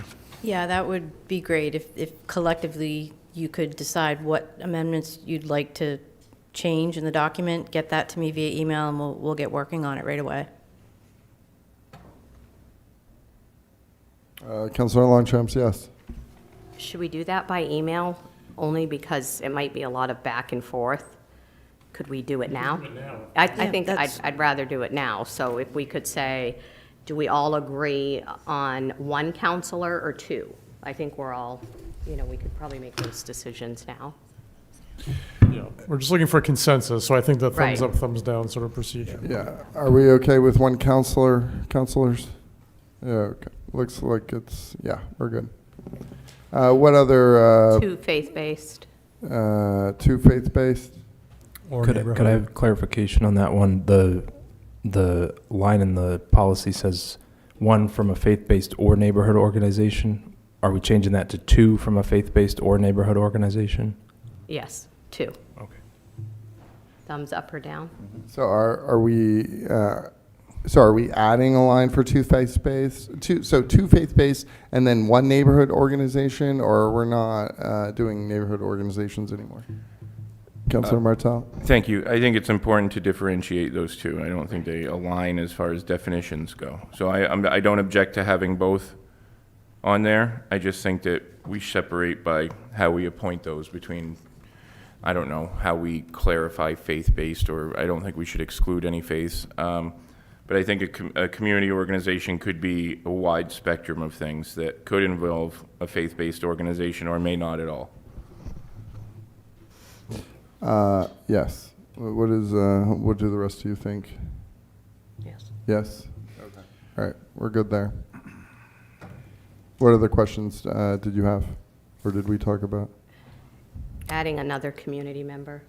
right? Yeah, so basically if we remove one counselor and we add one faith-based organization, when we have one neighborhood organization, we're still at 12. And so I think there was a discussion of whether or not we make it an odd number. I think that's the last part that we need to specify. Yeah, I guess, how set are we on having odd numbers instead of even numbers? I don't. I like the idea of being able to break a tie. Councilor Harriman, did you have something? Well, one thing to that point, I think with a committee of this size, it is probably not likely that there will be perfect attendance at every meeting. So I'm not as concerned about a tie happening. My second point I'll save until we finish discussion on this one. Councilor Roy, yes. I would just say if we're going to separate the faith-based and the neighborhood, just make the two faith-based and then one neighborhood organization. That's adding your extra. How are we feeling about that, councilors? Looks like we're good. The math still doesn't work because we removed one counselor. So, but I'm fine, that's 12. Yeah, we're still at 12 with that logic. I think. I'm fine with 12 unless councilors. You take one away and then you add two, because we had two. We had two councilors. We can't figure out the math. We can't go It's to getting 13. very late. Wait until the budget starts. Yeah, exactly. Chief, we are at 13. Okay, look at that. Thank you. Let's move on to economic development. I'll continue to run the meeting, Deputy Administrator. Thank you. Councilor Harriman, did you have something again? I had also raised the point that I think that the council members should be appointed by the entire council and not solely by the president. How do you, are we mostly good with that? Look at that. So that's Unanimous. section 4, letter B. We'd just be changing the language there about the appointment. Right. Okay. That one would specifically be under 4A1. Okay. Are we okay with letter B?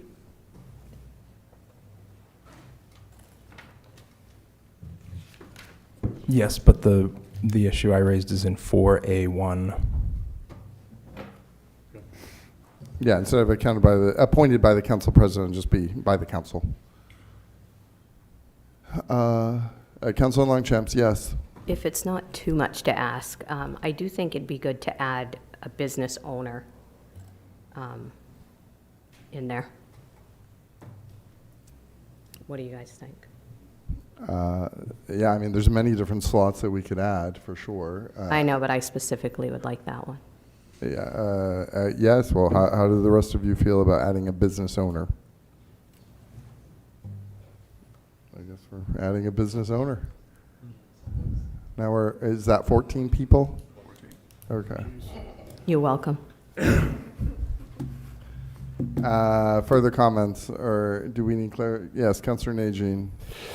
I'm just thinking that the size of the committee is starting to get a little unwieldy, but I'm fine with that. One of the things we could look at possibly is a representative from the city's planning and code enforcement department.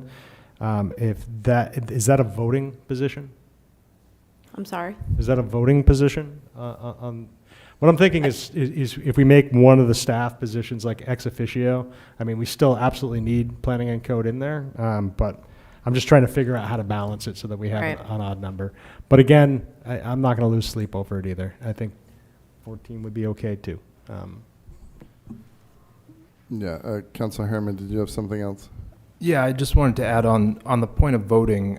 These are really just advisory committees, so they're not like policy committees that set policy. So I think if something comes down to a split where it's 7-6 or something, then maybe the council shouldn't take that up if it's split to that extent. So I just think the point about voting is not as much of an issue. It's really meant to be an advisory committee to the council, and hopefully we'll get fairly broad consensus on things. Agreed. Yes, Councilor Chittum. Thank you, Mr. Mayor. I would push back a little bit, Councilor Longsham's suggestion on a business owner. We have 2 residents of the city with demonstrated interest or expertise in public safety, criminal justice, or community advocacy. I think a business owner would fit into that slot. It keeps the number down to what I think is a reasonable number. We start getting up 15, 16, 18 members of the committee, and committee work begins to fall apart there.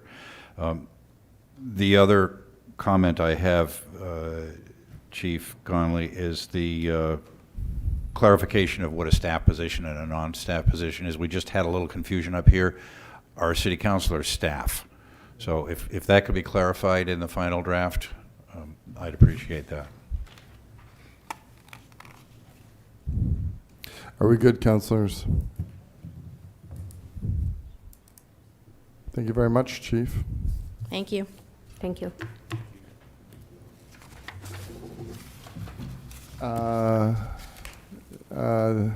Yes, John Blay, thank you for joining us. Please take us through the economic development one.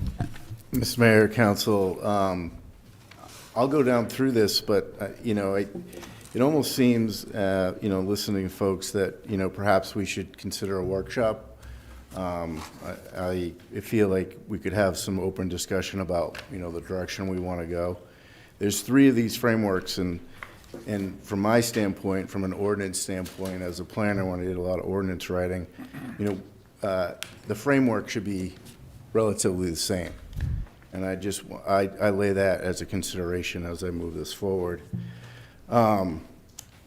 Our purpose, again, we're charged with advising the mayor, the city council, administration, and our own department on economic development matters. Our duties, review and guidance, again, it's an advisory board, perform specific duties to the committee. I'm kind of skipping down here, though. I feel like we really should be focusing on it's a little bit different than what we have written here, on section 4A through D. I think we should be really focusing on the work of economic and community development. And in terms of reporting back to administration, reporting back to council and the mayor, we really should be focusing on housing starts, permits, code. We should be also inviting planning and permitting and code into this language. We should have new business development, new business investment. We should be reporting on that. Training investment, new jobs reporting, capital investment citywide, TIFs, business opportunity grants. We just kicked off this year. We've written a very strategic economic strategy for the next 5 years. I think that our committee should be focused on that. That should be our point on that. We should be emphasizing CDBG and home and lead. So I name 9 items. Our committee, we're suggesting to be 9 people. Each person becomes a subject matter expert, and we report on these items quarterly. And then we throughout the year, we put together a nice report so we can see what the findings are and see what our benchmarks are and see what the direction that the city's going. I'll leave that in a nutshell as I think that we need more work here on the draft that we submitted to you. I know there's been substantial communication about the appointments in those. Ours is we suggest 9 folks on the committee. We're having 3 city council members appoint them. It could be anybody in the city. There could be 3 that the mayor appoints. There's 3 that the city administrator appoints, and ex officios. We have the ECD director and potentially a DLA rep, or maybe someone from LA Chamber. I think that's up for discussion as well. In terms of rules and procedures and vacancies, conflict of interest, how many people we need for a quorum, those should be consistent as we write these ordinances. And I'll leave it open to that and questions as we move forward. Take any question. Councilor Najin. So first and foremost, I appreciate the comments concerning making sure that the ordinances are consistent across the board. I think that's super important, because I do think it is pretty confusing when we're looking at all these different committees and boards, and especially when we're talking about something as important as economic development and again, public safety too, right? Like those are two big parts. I welcome the concept of a workshop on this. I do think that it's important that we name clearly where we're at in the city as far as our goals for economic development and where we're at and what our targets are, and that we're measuring that out. And so I think that this committee should be able to house that information. I also think that when we talk about community development, for myself personally, it's a slightly, I think planning and code comes closer to economic development than necessarily community development in the way that it's currently managed. We have almost, I think, a staff member for each grant that we're managing. And so that becomes, I think, onerous when we're talking, like lead grant program, very, very important, right? Absolutely very important. New housing, also, I would say, very, very important.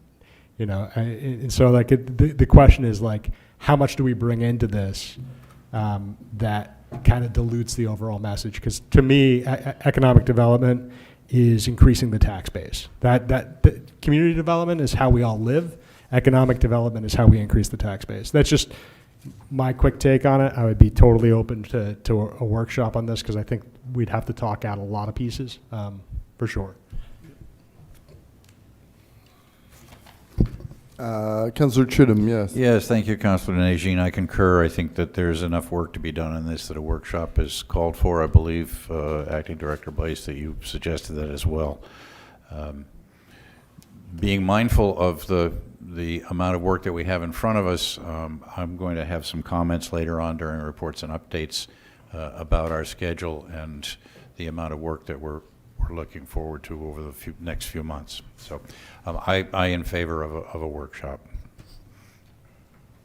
Councillor Longchamps, yes. Yes, I too would be in favor of a workshop. I just wanted to share that.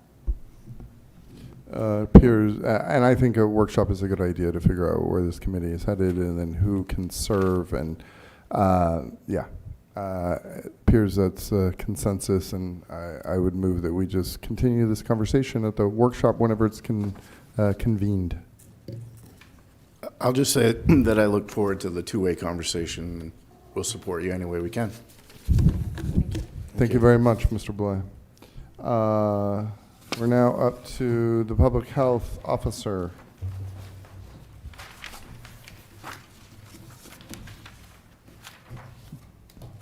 Do you want me to open it up? Yeah, sure. Sure. So, Frederick Henrath, take it away. In the binder is a draft job description. We had discussed this position. So our HR department wrote this job description. It incorporates elements of the Public Health Committee submitted a draft, as well as other similar like positions in Maine, towns and cities that have positions in public health. So this is what our HR department came up with. The big question on this, obviously, is not necessarily the ins and outs of the job description, but is funding for this position. I know we were looking at one point of doing something mid-year on this. At this point, we're already towards the end of the fiscal year. It probably makes sense to consider it for next year's budget. So I think the larger question is, do we want to fund this position in the budget for next year? Would you like me to just include this in the budget proposal for next year, just for discussion? I was planning to do that. I guess I'd like to see maybe some consensus if you'd like to see that. And then I think obviously tweaking the job description is more of an HR sort of task. But if you do have any particular feedback about it, we're happy to hear that as well. Councillor Chittum. Thank you, Mr. Mayor. Yes, Administrator, I think you should put this in the budget and allow us to have that full discussion when we come to the item in the budget. But I would definitely encourage you to include it in the budget you're presenting to the council 2 weeks from now. Late March. Late March. That seems like 2 weeks from now. Thank you. Councillor Najin. Thank you very much. I think we're getting closer as far as and I understand that these are just tweaks that the HR department can make, but again, the Public Health Committee wanted to share some comments, and I'm going to forward those through as well.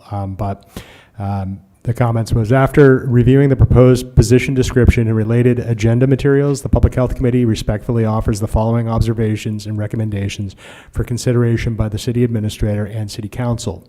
As currently written, the position appears to combine the responsibilities of a Public Health Officer, Emergency Preparedness Director, and Grants and Policy Director into a single role.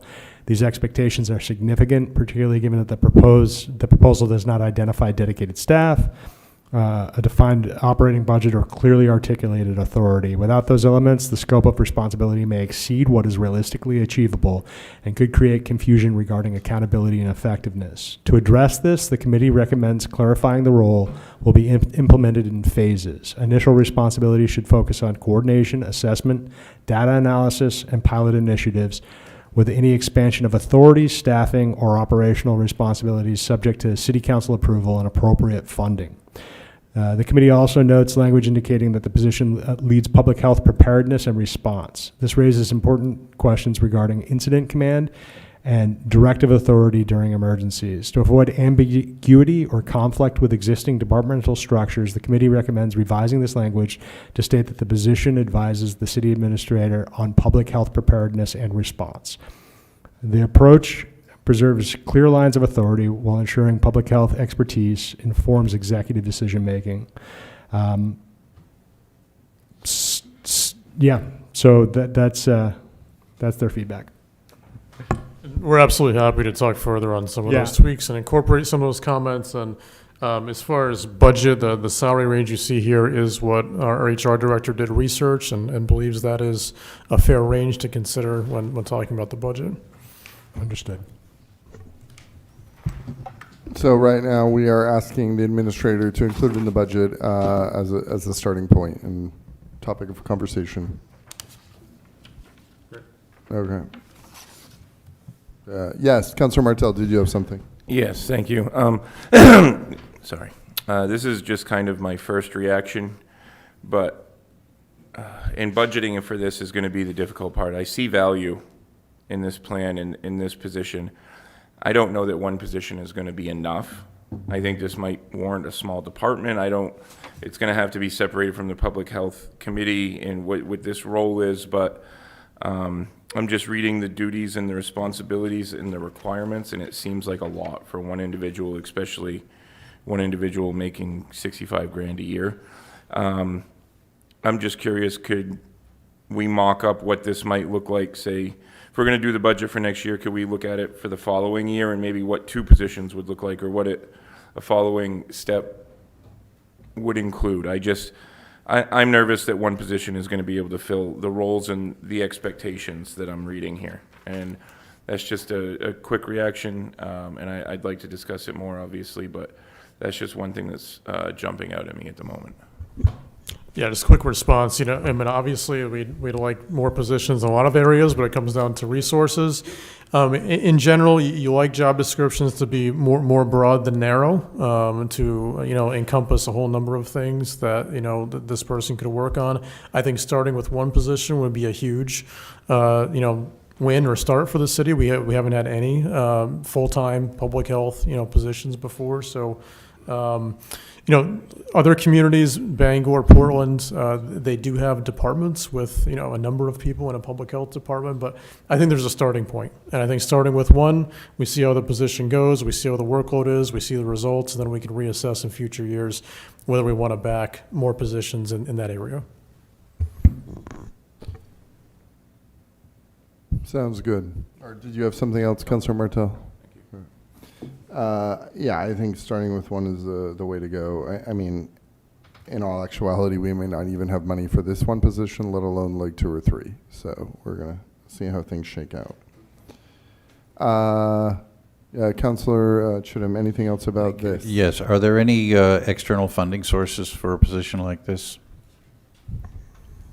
I will say that our workforce development employee is applying for a grant through the school.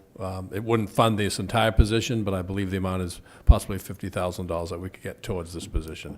We may know before we start debating this over budget, but we may not know at that point. But we are looking for other funding mechanisms other than just in the budget. Thank you. Okay, I think we're mostly set on the public health officer. Are you all set, Administrator Kainrath? Yes. Excellent. We are now up to regular reports and updates from councilors. Councilor Harriman, yes. Thank you. The school committee met last night. A few items on the agenda. We recognized the mock trial team, which won the state championship. So congratulations to them. We also voted to approve a field trip, which is for the mock trial team to attend the national championship in Des Moines, Iowa. We received an update from the superintendent on impacts from immigration enforcement on schools.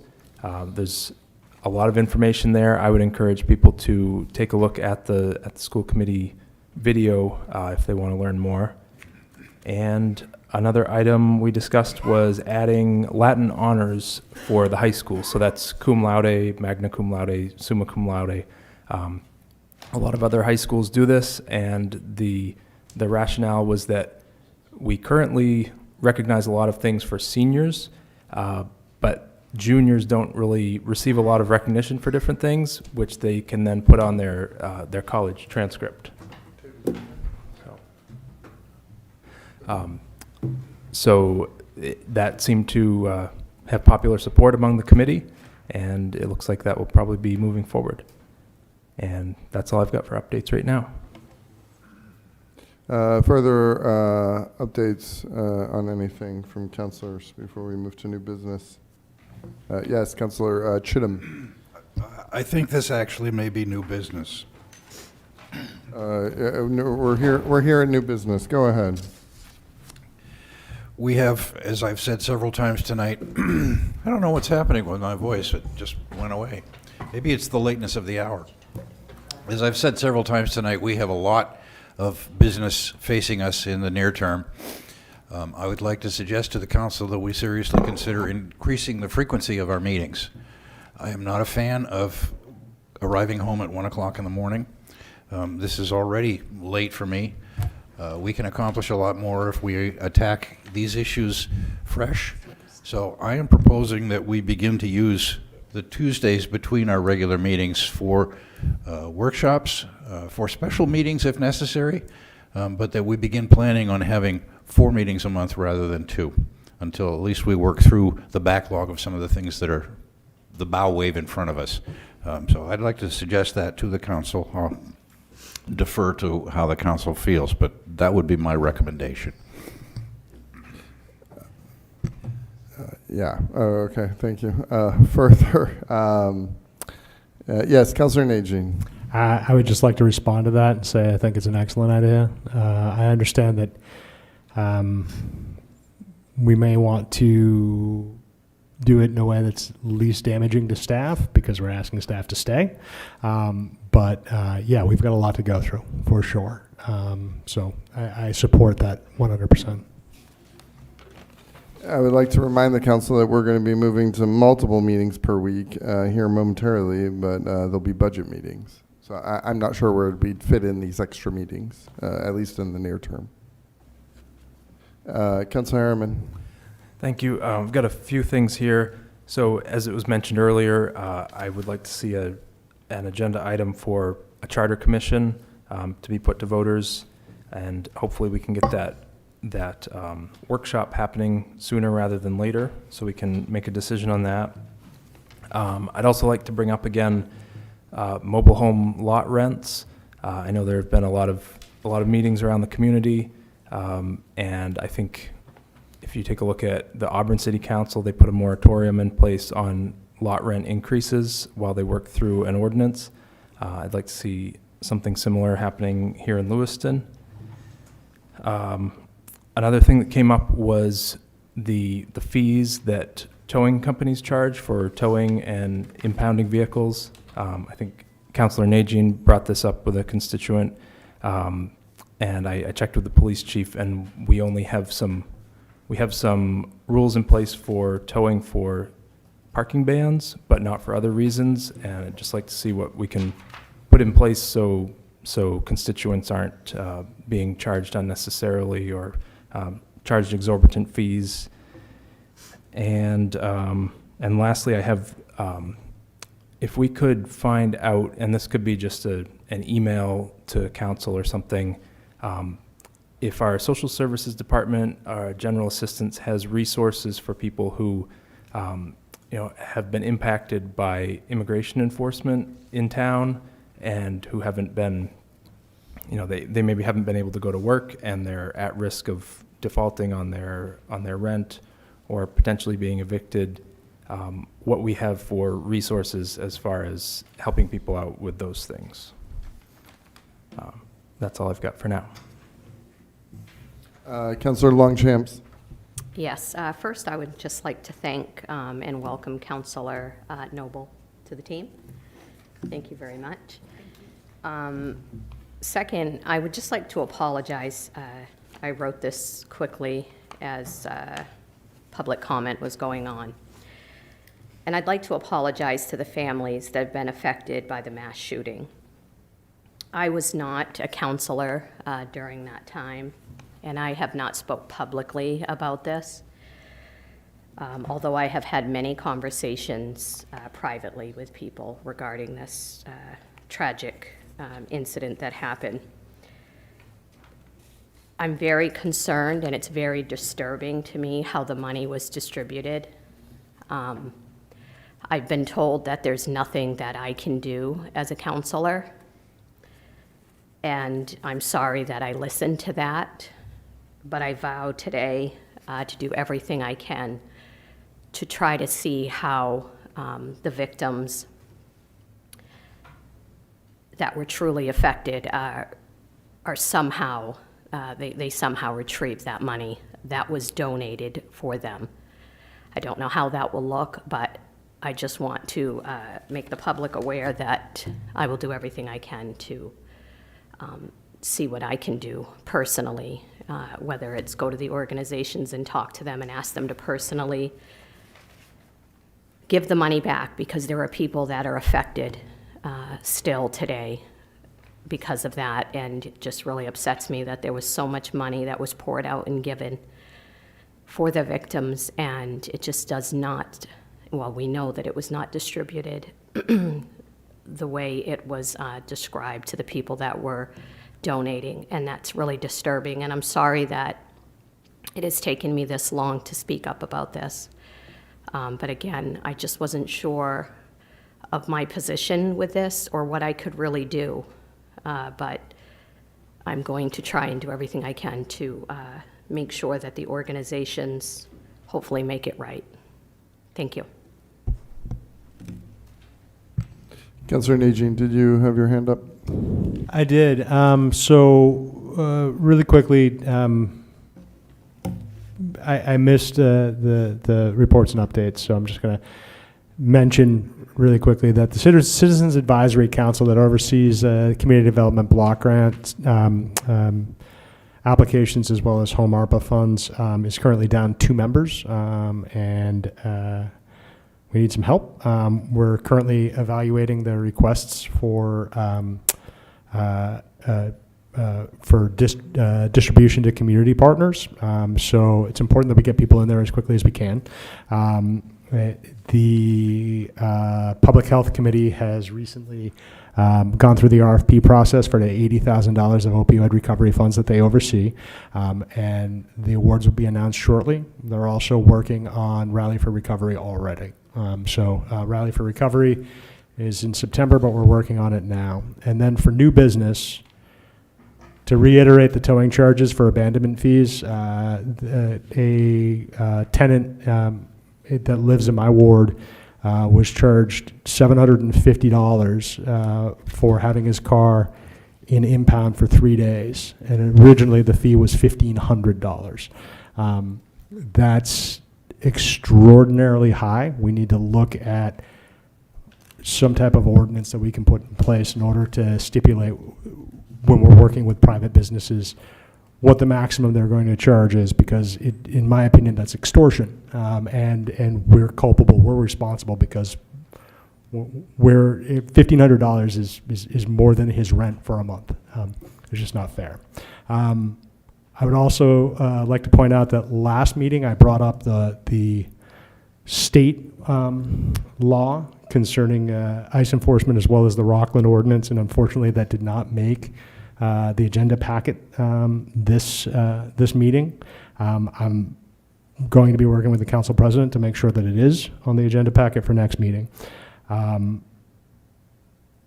want to point out as well that recently, actually the Maine Wire did a report on a ride-along with the U.S. Marshal Service that highlighted vacants.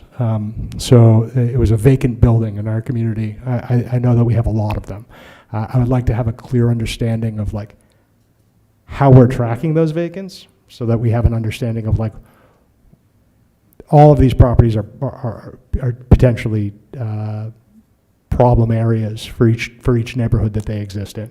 And so possibly we could ask our code enforcement department to let us know how they currently monitor them, if they do, and then how we can follow up on that. And then last, this is just a small one, but, well, it's not really a small one. We have a flag that was put up at Kennedy Park. We also have a flag that flaps off the side of the building. Neither of them are lit up. They stay up 24 hours a day. It's against flag code. And so we need to have a conversation on whether or not we're going to figure out whether we work with individual organizations to take down the flags and put them back up every day, like volunteers, whatever we might do, because we certainly don't have the staff funding to do that. Or are we going to light up the flags? Because right now, having a flag flapping in the dark is, the U.S. flag should never sit in the dark. So those are all the things for new business for me. Thank you. We're going to light them up. Thank you. Okay. I appreciate it. All right. Anything else, councilors? Before we head to Madam Clerk, I believe we have some executive sessions. Yes, sir. You have 3 executive sessions. Executive session pursuant to Maine Revised Statutes annotated Title I, Section 4056C, to discuss an economic development issue of which the premature disclosure of the information would prejudice the competitive bargaining position of the city. Let me read the motions for you. 2 of them are on economic development. So to enter into an executive session pursuant to Maine Revised Statutes annotated Title I, Section 4056C, to discuss economic development issues of which the premature disclosure of the information would prejudice the competitive bargaining position of the city, and to enter into an executive session pursuant to Maine Revised Statutes annotated Title I, Section 4056D, to discuss labor negotiations regarding the International Association of Firefighters Local 785. May I have a motion, please? Move to all 3 executive sessions. Councilor Second. Chittum, second by Councilor Najin. Madam Clerk, please call the vote. Counselor from Ward 3? Yes. Ward 4? Yes. Ward 5? Yes. Ward 6? Yes. Ward 7? Yes. Ward 1? Yes. Ward 2? Yes. Motion passed by a vote of 7 to 0. Lewiston, have a wonderful evening. Thank you so much.